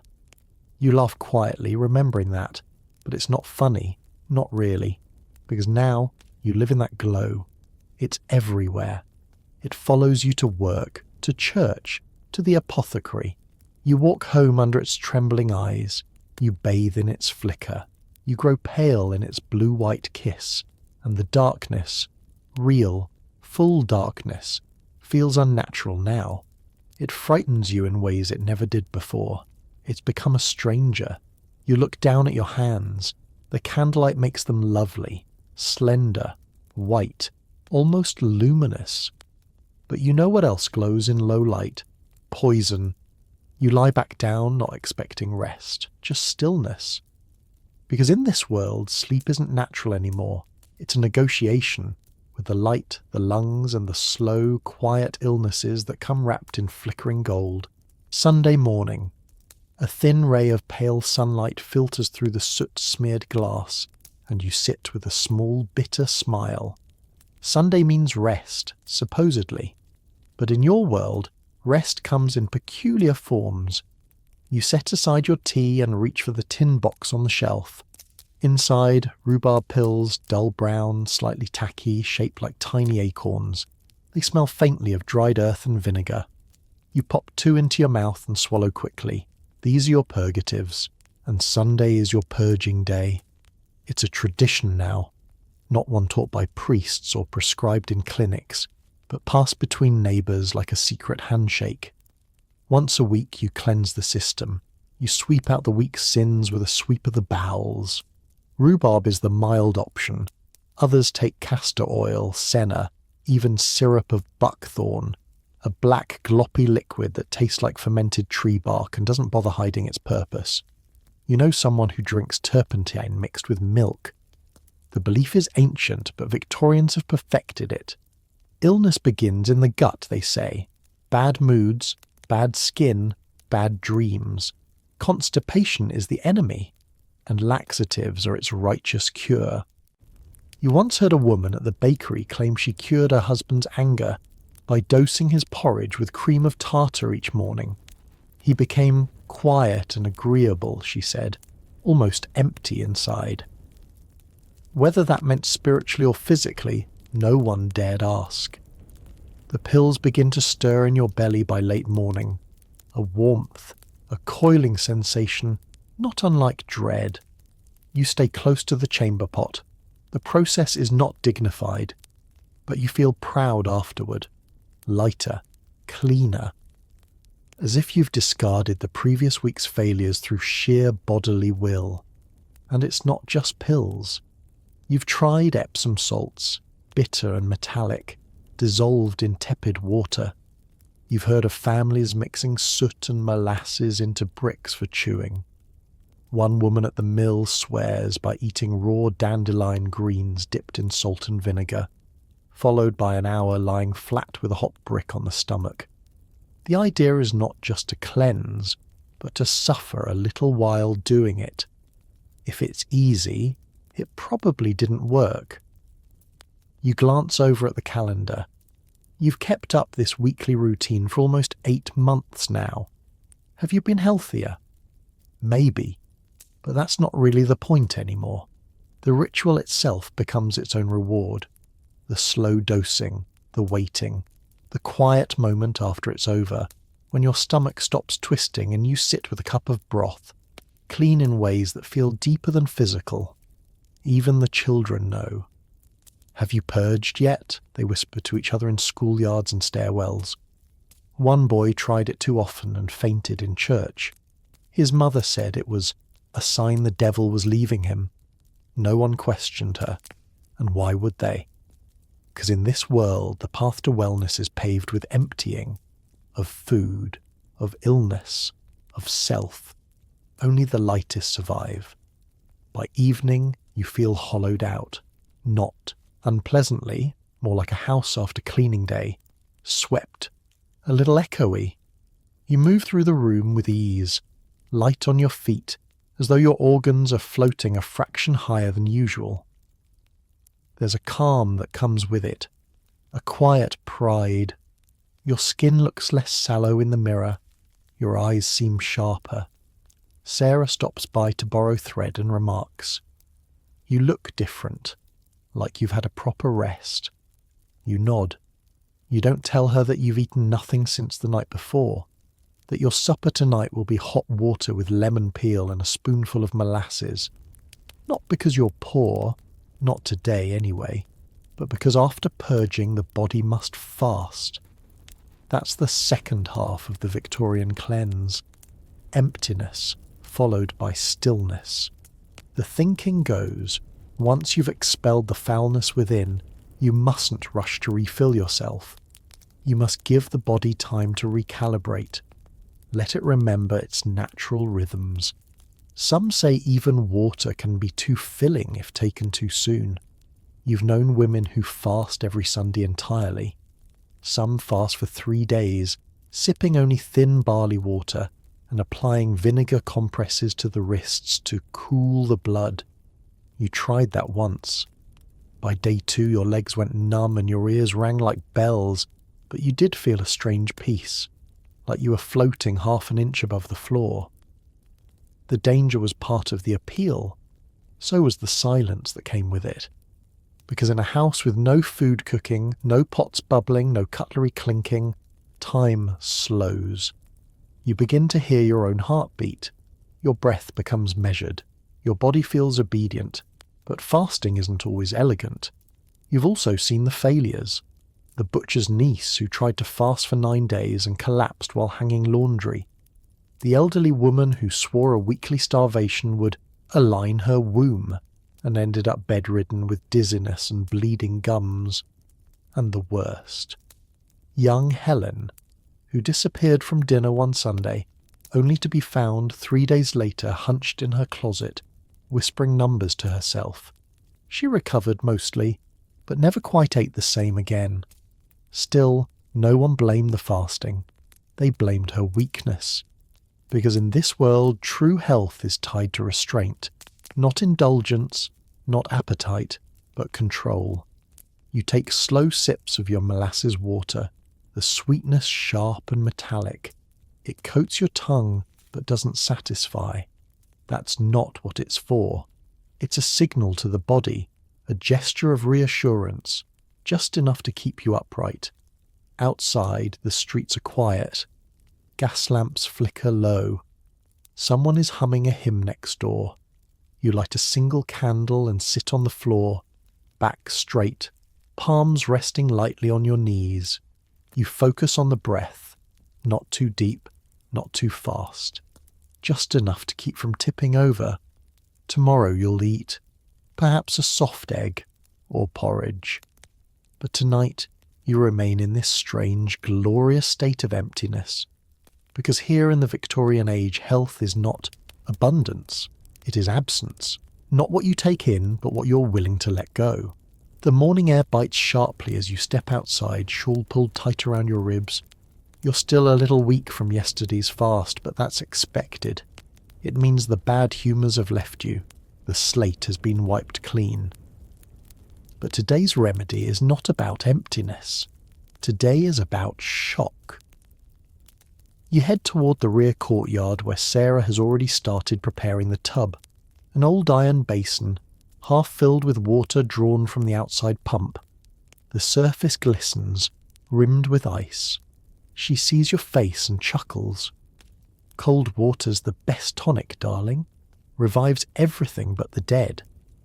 You're not so sure, but you nod anyway, kicking off your shoes and rolling up your sleeves. This is the cold water cure, a mainstay of Victorian health. It comes from spas and sanatoriums, where wealthier patients bathe in alpine springs and waterfall-fed pools. But here in the alleys and brick courtyards of London, the method is cruder. A tub, a bucket, and a great deal of screaming. You ease your feet in first. The water feels like punishment, then your shins. Then steeling yourself with clenched teeth, you lower the rest of your body in with a gasping splash. It takes your breath. Your heart pounds like a drum. Every muscle clenches. The world narrows to cold and breath and trying not to leap out of your own skin. Sarah laughs. That's the blood moving. That's the sickness fleeing your spine. You want to curse her, but you can't speak. After 30 seconds, maybe less, you climb out, teeth chattering, and wrap yourself in a scratchy towel. Your skin is blotchy and tingling. Your head spins. And oddly, you do feel more awake. That's the idea. The hydropaths say that cold water resets the nerves, strengthens the immune system, and realigns the body's natural energies. Some recommend plunges. Others swear by dousing. pouring buckets of freezing water over the head at dawn while reciting verses or prayers. There are even clinics, true ones, with white walls and clean linen, where patients are wrapped in soaked sheets and left to shiver quietly under woolen blankets. It's called a wet sheet pack, and it's supposed to draw out fever, madness, melancholy. You wonder how many of those patients ever truly warmed again. Sarah tells you about a cousin who cured his consumption with daily icy plunges.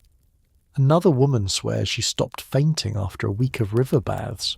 Of course, one man caught pneumonia and died after just 3 days, but they say his lungs were already weak. He might have died anyway, and anyway he looked peaceful in the end. Back inside, you huddle by the stove, drying slowly, each toe prickling back to life. Your skin glows again, not with arsenic, but with blood rushing in from your core, trying to understand what just happened. It's not comfort you feel, it's clarity. The kind that only comes after you've shocked your body into submission, after you've reminded your heart that it must keep going, even when everything begs it to stop. You sip tea. The heat feels richer now, because sometimes to feel truly alive, you have to freeze. Your fingers finally stop trembling an hour later, but your chest still hums with the echo of cold. You stretch your arms, slowly, as if rediscovering your body after some brief, involuntary death. There's a strange peace in it. Not comfort. No, that would be too modern, but a kind of earned stillness. It's the aftermath of the cold water cure that people come to crave. Not the plunge itself, but the stillness that follows. A kind of post-battle hush. You wrap yourself tighter in your shawl and remember the stories from the sanatorium in Malvern. There, patients walk barefoot through dewy grass at dawn, followed by frigid sponge baths and glasses of cold water on the hour. For weeks, months, years sometimes, all in pursuit of vital equilibrium. And for the wealthy, it's practically a status symbol. You've seen the postcards. Plump ladies in lace caps reclined in bathtubs under snow-covered trees, with nurses pouring fresh meltwater down their backs.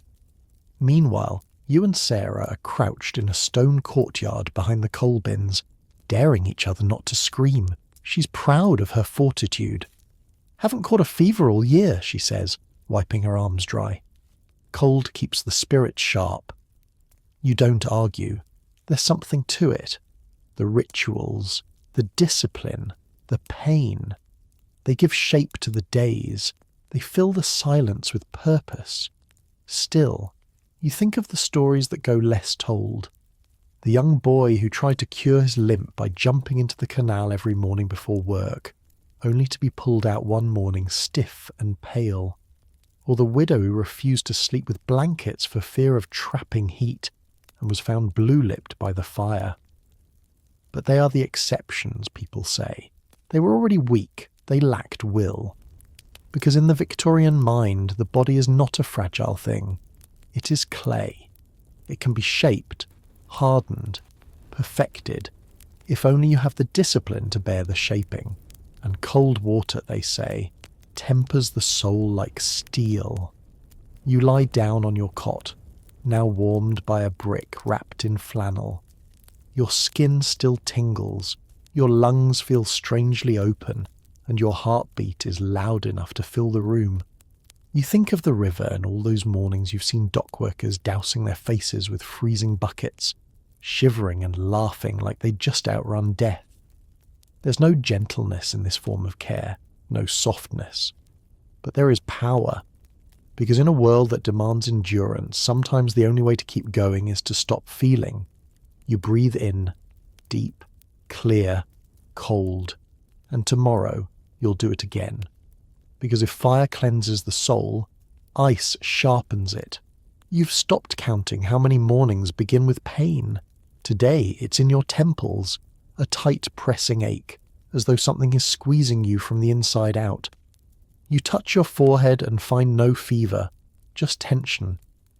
And beneath your eyes, shadows, purplish, like bruises that haven't yet decided what they are. You know the cause, though you wouldn't dare speak it aloud. Belladonna. And the pale powder still resting in the folds of your vanity towel. You used it last night.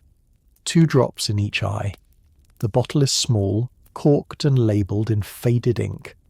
Atropa Belladonna, for brightness of gaze and emotional softness. The deadly nightshade.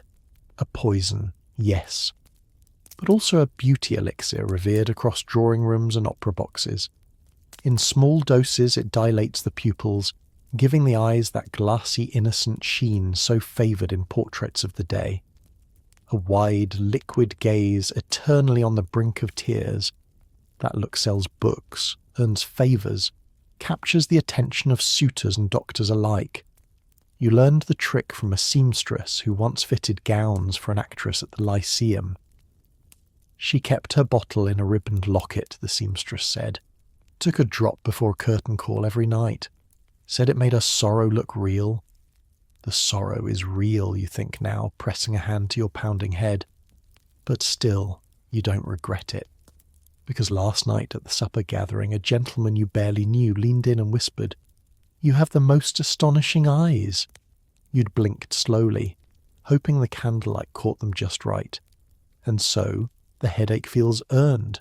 The belladonna craze has its roots in Renaissance Italy, but the Victorians have adopted it with particular intensity. In a world where women are expected to be soft, responsive, emotionally transparent, what better than a chemical that makes your gaze permanently vulnerable? You've heard of girls using it in stronger doses, not just to soften the eyes, but to calm hysteria. A few drops taken by mouth, and their panic melts into pliant stillness. The doctors call it relaxation. The girl call it dissolving.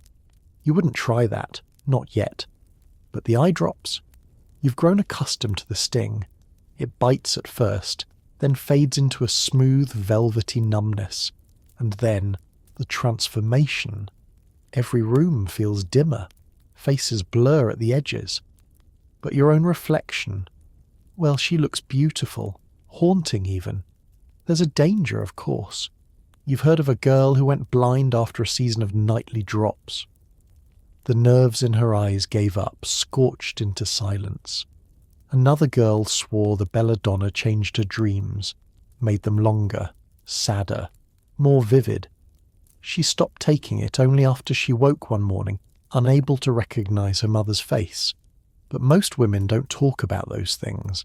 They talk about how the light looks when it catches in the eye, how it makes men stare just a little longer, how it buys you patience or praise or quiet. Because in this world, softness is a weapon, a blade dulled just enough to pass for virtue. You rest your hands in your lap and breathe slowly through the ache. You'll skip the drops tonight. Let your vision sharpen. Let the pain fade. But only for now. Because tomorrow night, you may need to be beautiful again. You stand by the window as dusk settles, the last of the sunlight tracing pale lines across your floor. Your headache has eased, but your eyes still ache from within, not from light, but from longing. You blink slowly. The world swims gently, the way it does when you've used the drops too many times in a week. But you didn't use them today. That's the cruel trick. The belladonna leaves a shadow behind, even when it's gone. You touch the corners of your eyes and wonder if they still hold that glassy sheen, if anyone would notice tonight, or if your gaze has dulled into something ordinary. You fear it has. That's the danger with Victorian beauty. Once you've tasted the transformation, returning to plainness feels like illness. You light a candle and glance at the powder box beside it. Lead white.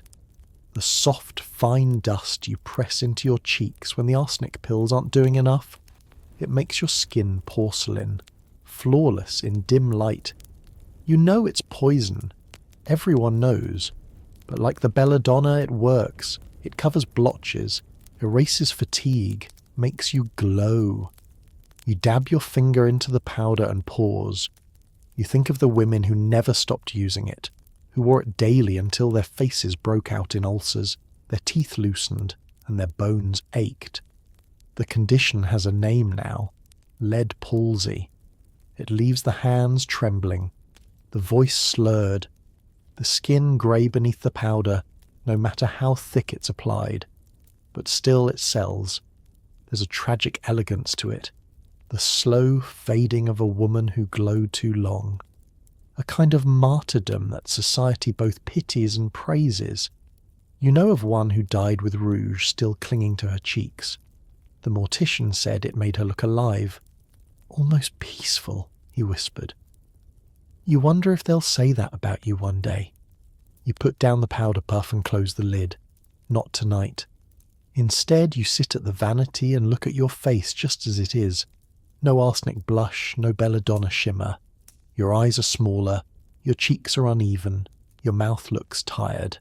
But you're here, and for a brief moment, that feels enough. Then comes the voice in your head, the familiar whisper. How will they look at you tomorrow? Will you catch their gaze at the market? Will Sarah still envy your skin? Will the shop clerk still pause before handing you your change? The moment breaks. You reopen the box. Because in this world, beauty is not a luxury. It's a requirement. A kind of health all its own. One measured not in strength or vitality, but in appeal, in silence, in softness. And so you press the powder to your cheek, slowly, methodically, as you've done 100 times. Before, you blot the lips, you draw the line beneath the eyes. You do not think of what it's doing underneath. You only think of the light it casts tonight. Because in the Victorian age, survival isn't just about breath and blood. It's about being seen, and being seen as lovely no matter the cost. You wake to sunlight and soreness, your skin tingling beneath the powder you forgot to wash off, your limbs aching as if you'd run uphill in your sleep. You rub your face and feel a light flake of lead white crumble beneath your fingers. Another night survived, another day to endure. But before the chores, before the market and the coal fire and the soup pot, there's the ritual of friction. You set the basin of water aside. This part doesn't need it. You reach instead for the brush. Its bristles are stiff boar hair, worn down at the tips but still cruel in the middle. You strip to your chemise, then begin. Long, dry strokes across your arms, your legs, your back. Dry brushing. Victorian women learn it early. It stimulates the nerves, they say, encourages circulation, scrapes away impurities of the flesh. You were taught that the skin is the body's third lung, and that to breathe properly it must be scrubbed until it shines. You grit your teeth as the bristles scrape across the inside of your thigh. It burns. That means it's working. You remember your mother standing at the hearth, brushing her arms raw with a coarser brush, stiff as a broom, and saying, "Clean skin makes clean blood." She died of coughing fits, but her skin never once showed a blemish. After the brushing comes the roller, a strange little device that looks like a tiny barrel fitted with blunt teeth. You grip the handle and drag it across your belly. It pinches the skin, kneading the fat, pressing into the flesh until your eyes water. This is no indulgence. This is punishment as medicine. The doctor who gave the roller to Sarah said it was designed to break up female congestion, that it could cure bloating, melancholy, infertility. Especially effective on stubborn thighs, he said, with a smirk that made your skin crawl. Still, she used it, and now so do you. The pain isn't sharp. It's dull, persistent, intentional. You feel your muscles tighten with every stroke. Your mind goes quiet, narrowed down to a single point of sensation. You've read that even Queen Victoria had a morning routine involving vigorous toweling and friction gloves, and the pamphlets for ladies' clubs all recommend daily brushing, especially for those with sedentary dispositions. Some women go further. They slap their faces with chilled linen to keep the blood awake. Others strike their bellies with bundles of birch twigs, borrowed from Nordic spas. One woman you knew wrapped herself in rough wool and ran laps in the courtyard until her thighs bled. She said it cured her nervous spells. You're not so dramatic, but you understand the impulse. Because in a life where you can control almost nothing, where sickness arrives uninvited and men decide your worth, friction is something you choose. Pain becomes power. You carve order into the day with every scrape and roll. Your skin glows red and hot. You look flushed, yes, but also focused, present, real. You dress slowly afterward, careful not to rub away the sting. The ache reminds you that you're still in this body, that it hasn't failed yet. And as you lace your boots and prepare to face the cold morning, you feel sharpened. Because in the Victorian world, you're not born radiant. You scrub your way to health, one stroke at a time. You step into the street that afternoon feeling raw, glowing not with health, but from discipline, skin warm beneath layers of wool and cotton. The friction lingers. Every breeze reminds you of the morning's brushing, as if your body still smoulders beneath the surface. Sarah joins you outside the milliner's. She's hobbling slightly, which means she started using her wooden friction roller again. She carries it everywhere now, wrapped in muslin like a sacred relic. I did the backs of my arms twice today, she says proudly, and my stomach until it turned purple. You nod. That's about right. The two of you walk on. Inside the haberdashery, another woman leans across the counter, asking the clerk whether the new friction mitts are in yet. She describes them in detail, lined with horsehair and lavender oil. So you can cleanse and calm at once, she says. The clerk smiles politely, but you can tell he's heard this 100 times. The whole city seems obsessed with rubbing, scraping, pinching, slapping. It's the one thing the doctors and the quacks agree on. From the fashionable to the desperate, everyone believes in the gospel of stimulation. When in doubt, rub. You pass a poster nailed to a lamppost advertising a new health salon in Bloomsbury. The words frictions, rolling beds, female gymnasium are painted in bold blue ink. A sketch shows a woman lying stiffly while two attendants roll her body up and down with what looks like a spiked barrel. Below it, in smaller letters, rejuvenation by contact. Sarah reads it aloud and scoffs. Who can afford 2 attendants? But her eyes linger on the image, just a little longer than necessary. Back home, you sit by the fire and roll your stocking down. Your calf is faintly bruised from yesterday's session. You touch it gently, then not so gently, curious to see how much it remembers. And that's the thing, isn't it? These rituals don't just treat illness. They create sensation. They prove you're still capable of reacting, of feeling, of controlling pain. You're not a ghost. You're not fading. Not yet. You recall the midwife who used coarse linen ropes to whip her own shoulders each morning. Keeps the blood clever, she said. You also remember the woman in the bakery queue who claimed she reversed her migraines by slapping her temples with chilled bricks until her ears rang. Each story more brutal than the last. But there's a kind of community in it too. Women compare bruises like battle scars, ask each other how long the sting lasted, whether it tingled up the spine, whether they saw stars. It's not always suffering. Sometimes it's shared triumph.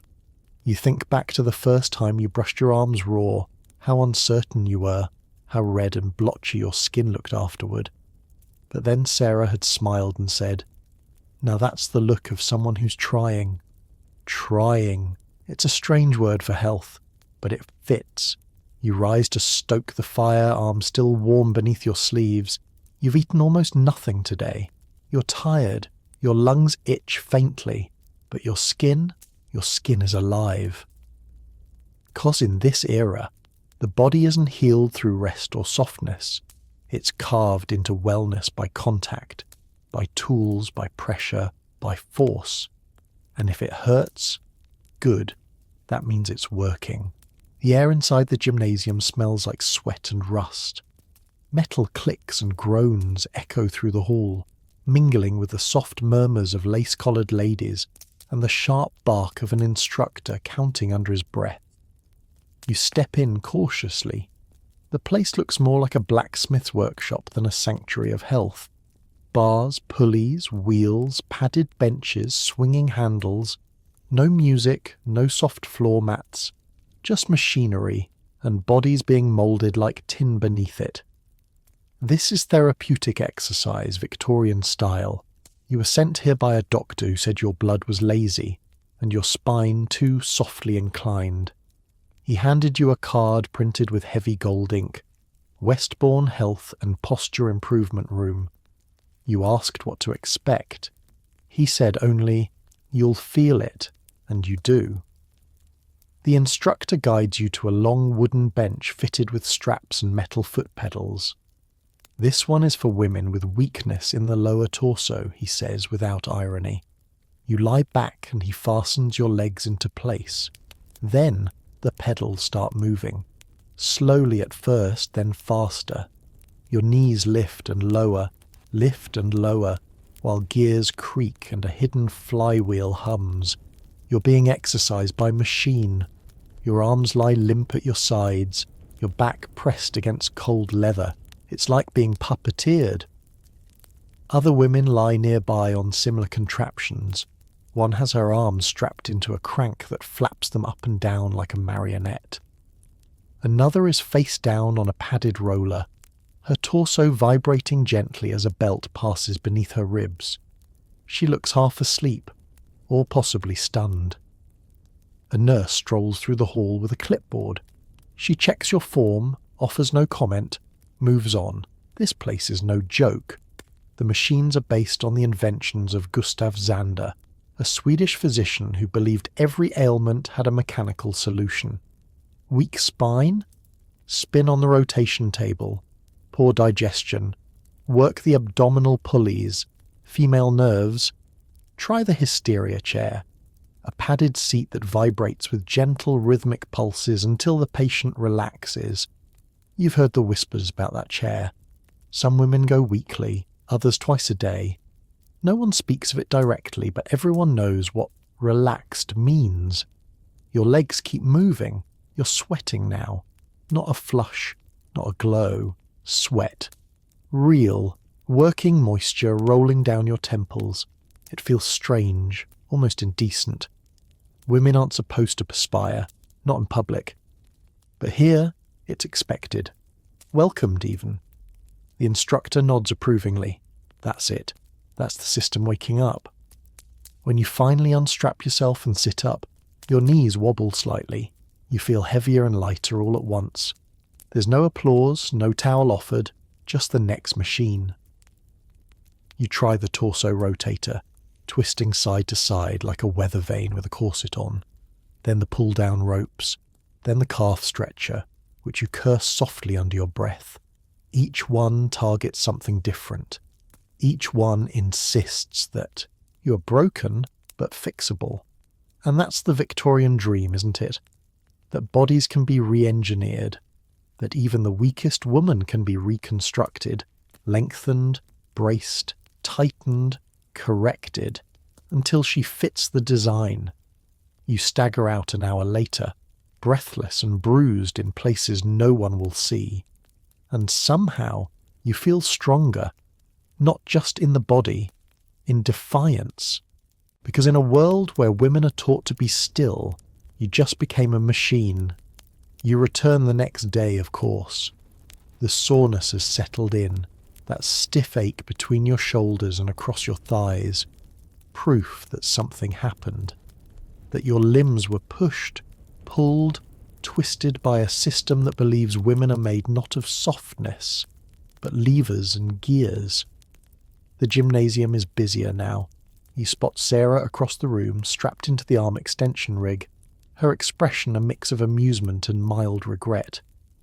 The instructor gives her a thumbs up as the wooden beams swing her arms wide like she's preparing to fly.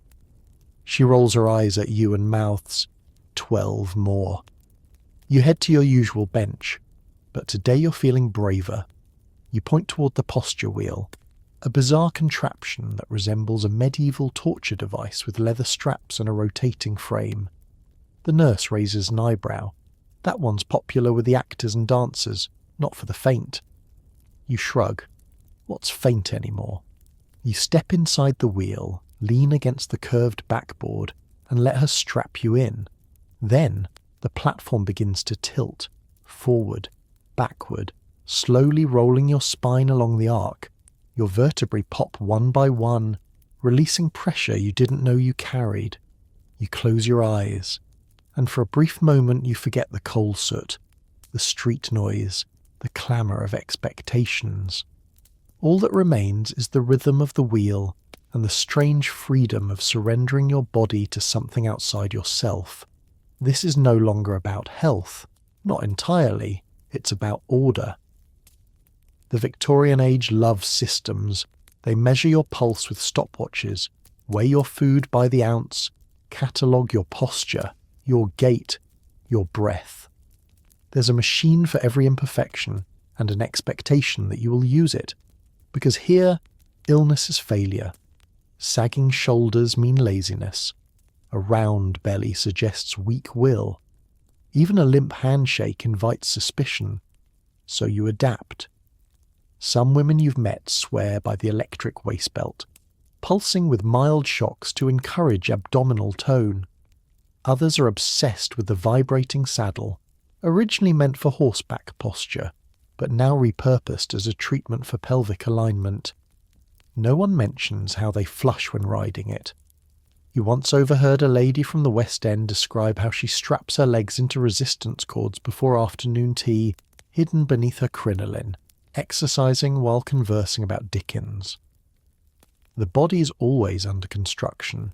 Even your doctor keeps charts on how many inches your shoulder blades should be apart. He calls it standardization. You call it pressure. Still, you return. Because as painful, absurd, and sometimes humiliating as these mechanical rituals are, they offer a kind of logic, a promise. If I do this, I will be well. Even if wellness is defined by someone else. Even if wellness hurts.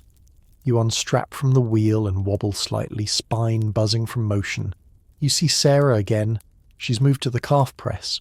You nod to her. She grins. Tea after. You nod back, breathless. Because this is your version of the salon, the social circle, the rebellion. You're not just shaping your body. You're defying everything that says you must stay still. You wake to a scratching sound. No, not rats. Not this time. It's the stiff rustle of brown paper being unwrapped, of glass bottles clicking faintly against one another.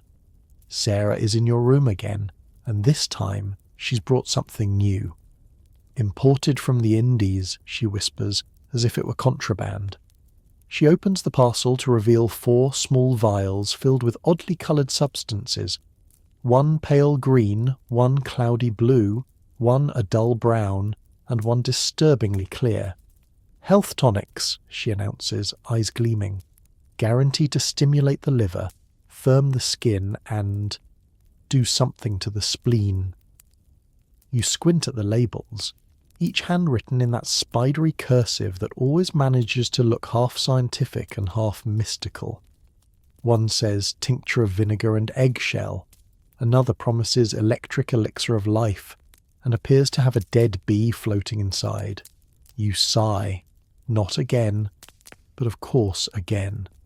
Because when your body aches, your face sags, and your skin turns sallow from weeks of soot and stress, the promise of a miracle in a bottle becomes difficult to ignore. Sarah pours a thimble's worth of the green tonic into a cracked porcelain cup. This one's full of camphor, I think, and turpentine. You blink.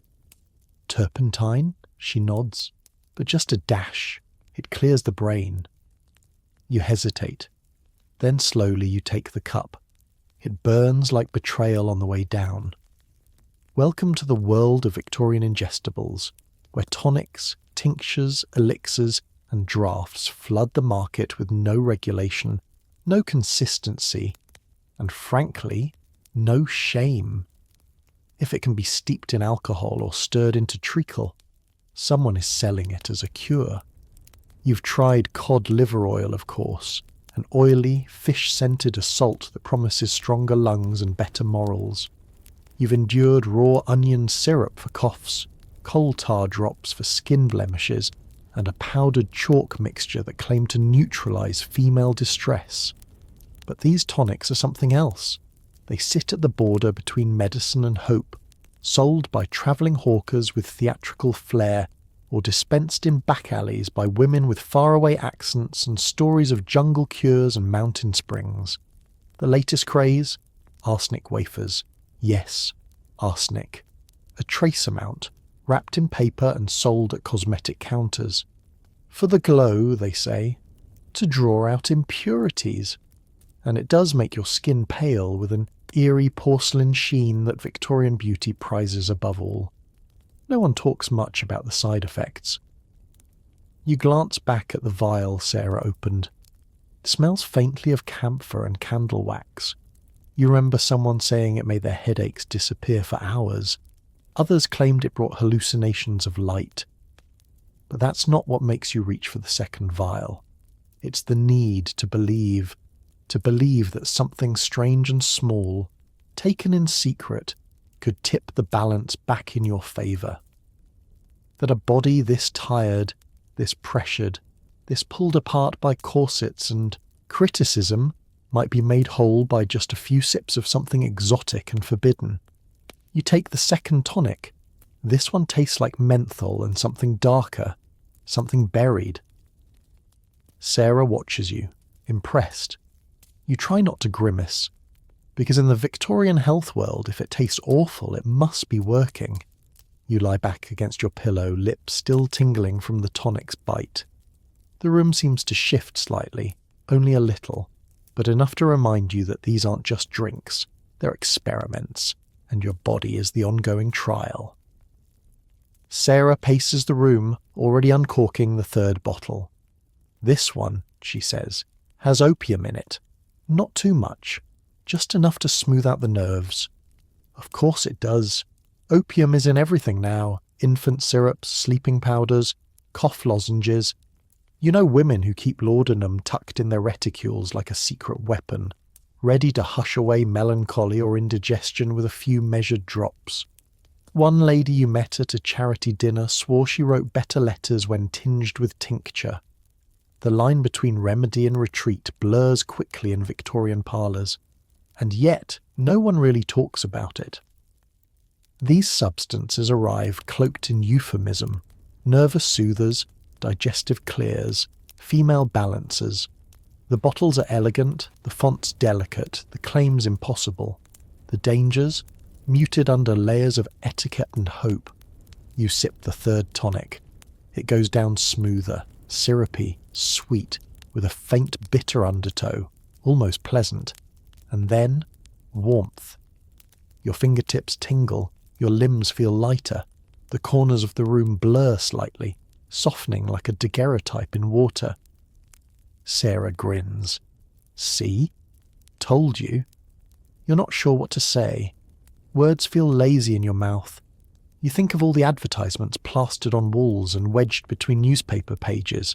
Reawaken your glow. For the woman with no time to waste, a bottle, a promise, a price. Some are made in proper apothecaries, others in someone's kitchen.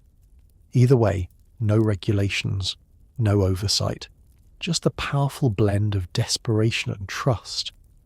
And perhaps the most disturbing part? Some of them work. That's what makes it so hard to resist. You've watched friends recover from long illnesses after taking root-based syrups. You've seen complexions brighten after bitter herbs and gums. You've even heard rumours, whispers really, about a girl whose eyesight sharpened after drinking tincture made from ground mummy dust. Yes, actual mummy, imported from Egypt, powdered, The Victorians will ingest anything if it comes with a promise, but there's always a cost. You recall the girl in your street who took mercury drops for her pale skin. Her lips turned blue. She stopped speaking. Her teeth fell out. Or the man who drank phosphorus wine for virility and began sweating phosphorescent streaks down his arms in the dark. The line between cure and poison here is thinner than lace, but as the warmth of the tonic settles into your bones, you understand the appeal. In a world that demands perfection, bright eyes, clear skin, calm nerves, and unbreakable smiles, these little bottles offer a shortcut, even if it's only temporary, even if it's dangerous. Because when health becomes performance, when every body is judged and compared and whispered about behind closed doors, sometimes a risk feels like the only way out.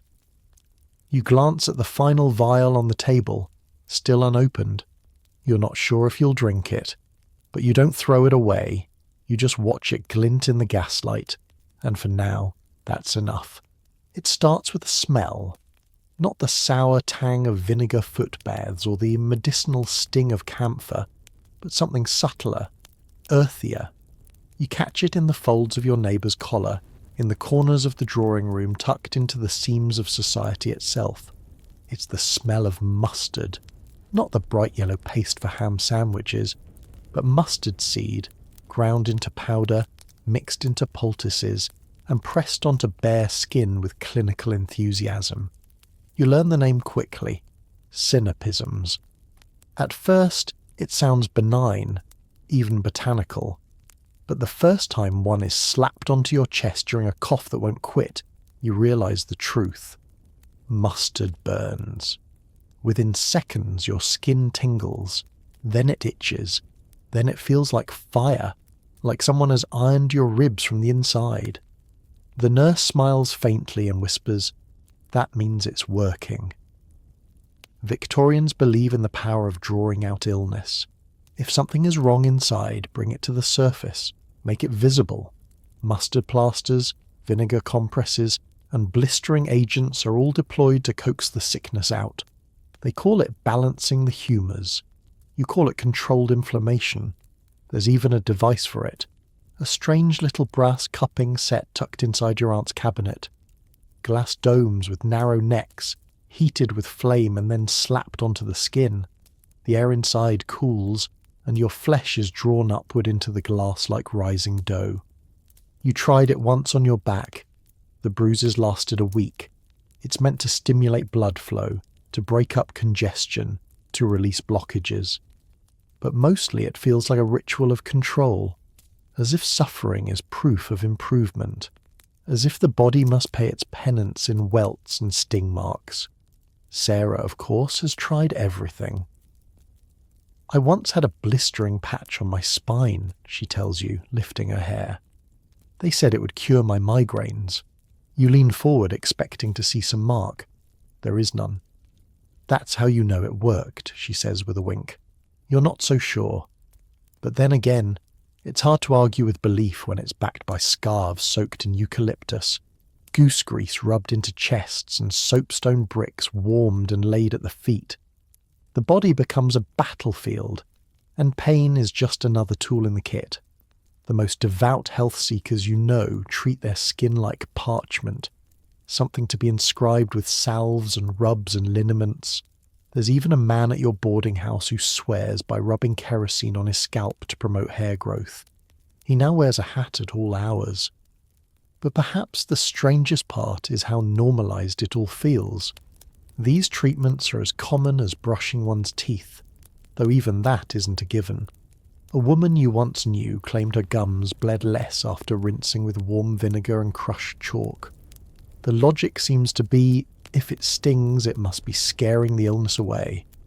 So you sit by the fire, your throat wrapped in a flannel scarf soaked in hot salt water and turpentine, and you wait for the burn to settle. You can feel it working, or at least you've been told you should. Later that evening you spot something curious near the washstand. A strange dark patch on the shoulder of your gown. You touch it gently. It stings. That mustard plaster Sarah insisted on earlier has left its mark. She was right about one thing. It definitely drew something out. You pull your collar aside to get a better look, and your skin is mottled red, almost bruised. Still, there's a part of you, deep down, that feels reassured, as if this pain, this sting, this blistering proof means something invisible is finally being chased away. In the Victorian mind, discomfort is often mistaken for effectiveness, and few remedies embody that more than the strange rise of electrotherapy. You first heard about it through a pamphlet pushed under your door.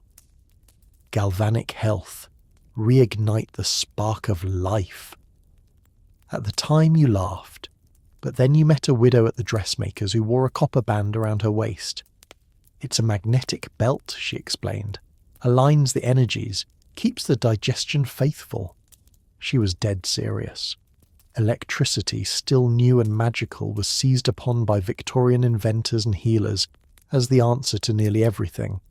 Wearable galvanic rings, vibrating corsets, hand-crank electric brushes.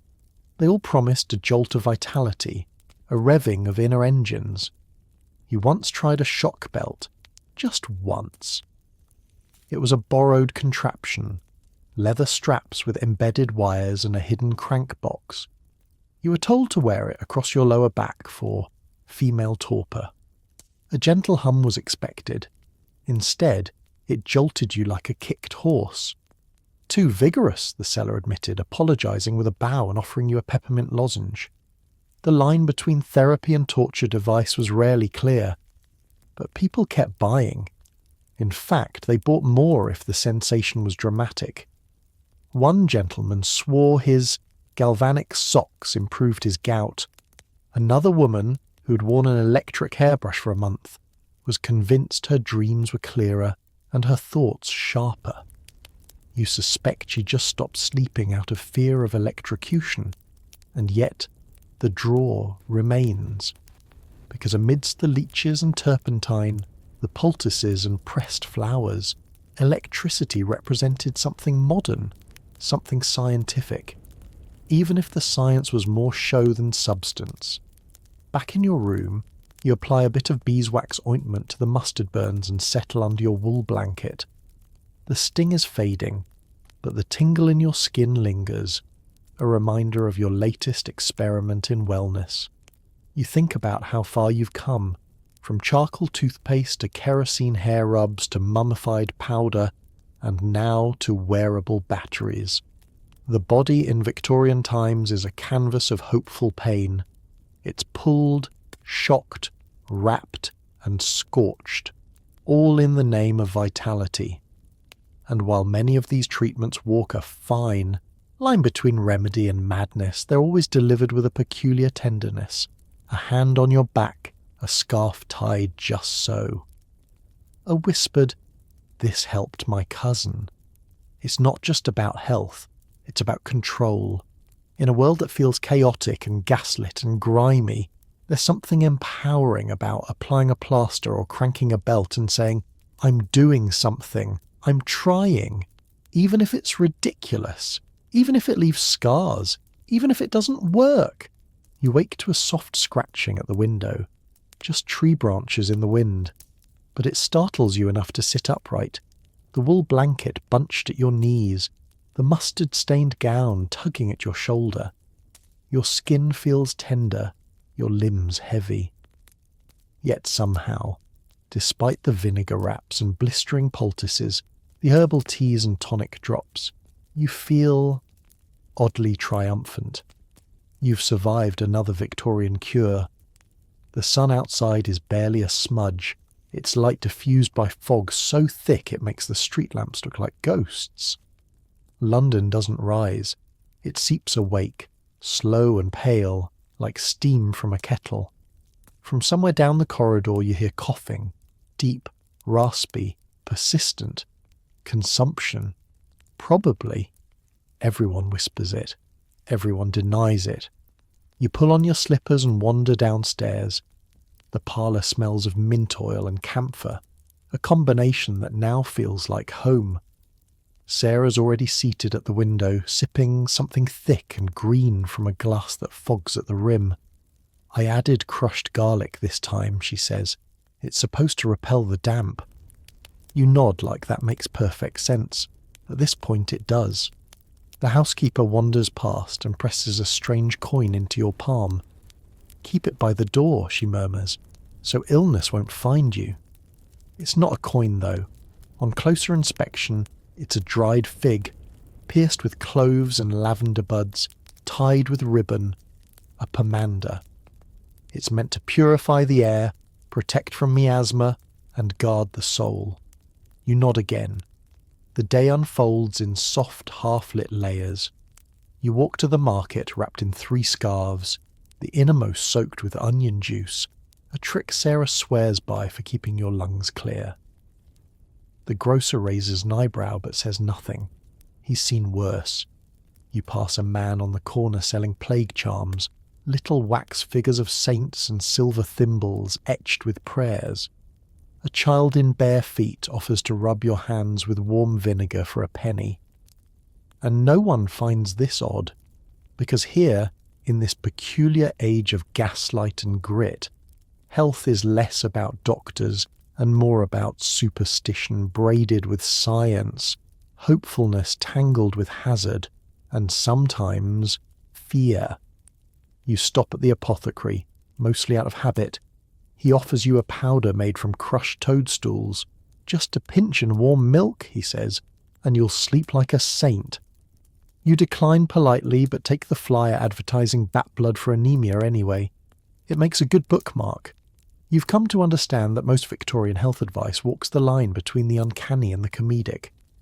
But for those who live it, who breathe in the fog, clutch dried herbs in their pockets, rub beeswax on their wrists, it's a way of making sense of chaos. Illness is invisible, so they fight it with things they can see, touch, and taste, no matter how peculiar. By the time you return home, your feet ache and your scarf smells like a salad. But you tuck the pomander above your bed anyway, just in case.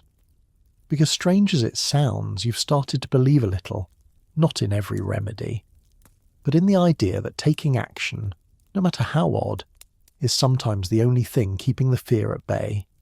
And maybe, just maybe, that's its own kind of medicine. Night falls not with a bang, but a shiver. The wind picks up, the fog thickens, and you sit by the fire in your chamber, legs wrapped in flannel, watching the embers pulse like a slow, steady breath. Somewhere beyond the glass, a cart rattles down the street. You imagine the driver clutching a flask of peppermint spirit and muttering about chest phlegm.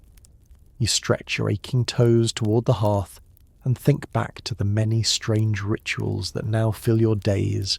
The red flannel charm sewn into your underskirt, the salt ring quietly sprinkled around the bedpost, the herbal pouch pinned to your sleeve that smells of sage and something suspiciously like catnip.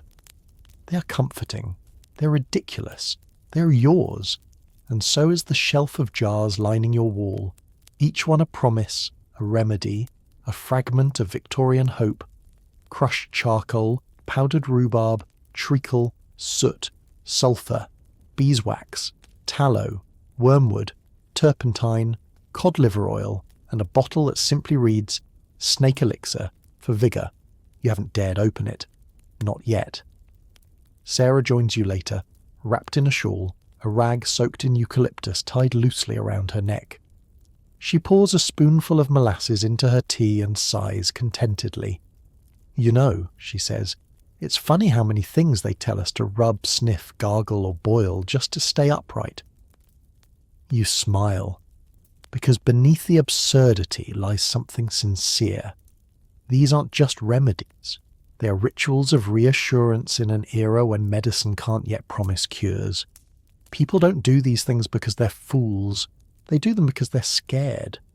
Because disease doesn't come with instructions, and the doctor might arrive 2 days too late, and hospitals smell worse than the illness. So you hold on to anything that feels like action. You bind your chest with wool. You gargle salt and vinegar. You drink licorice root and wrap mustard-soaked cloths around your knees. You place cut onions by the door to trap the bad air. You believe, if only a little, that somewhere in these bizarre instructions is a thread of survival. And maybe that's the truth of it. That Victorian health advice wasn't about logic. It was about agency. Even if it meant wearing a hedgehog skin over your heart to ease heartache. Even if it meant sleeping with garlic stuffed in your ears to ward off coughing fits. Even if it meant whispering "stay back" to the fog as you stepped outside. These weren't just remedies, they were talismans. And so tonight, you whisper one last promise to your own reflection in the sooty mirror. I've done what I can. You press a hand over your chest, still tingling from the plasters, and crawl into bed. Outside, the wind hums. Inside, your breath slows. The world may be full of strange advice and stranger ailments, but here, wrapped in flannel and superstition, you feel just brave enough to rest. And now, with the fire fading to soft red coals and your breath warm against the cold air, let yourself slip gently into the quiet of the night. You've wandered through a world where garlic hung from door frames, plasters burned like fire, and tonics promised everything from clear skin to eternal calm. A world where people grasped at feathers, frogs, salts, and sparks, not because they were foolish, but because they were human, reaching for anything that might keep them from slipping under. And through it all, you made it to the other side, just as they did, laughing a little, aching a little, carrying the sting of mustard and the smell of camphor in your sleeves. Let those thoughts soften now. Let the fog roll back. Let the worry of ancient ailments and oddball cures dissolve into something warmer, something quieter, maybe even something comforting. Your breath slows, the room stills, and whatever aches you carried here tonight, let them fall away with the last flicker of the flame. Because you've done enough, you've travelled far, and now it's time to rest. Just you, the stillness, and the soft hush of history holding your hand.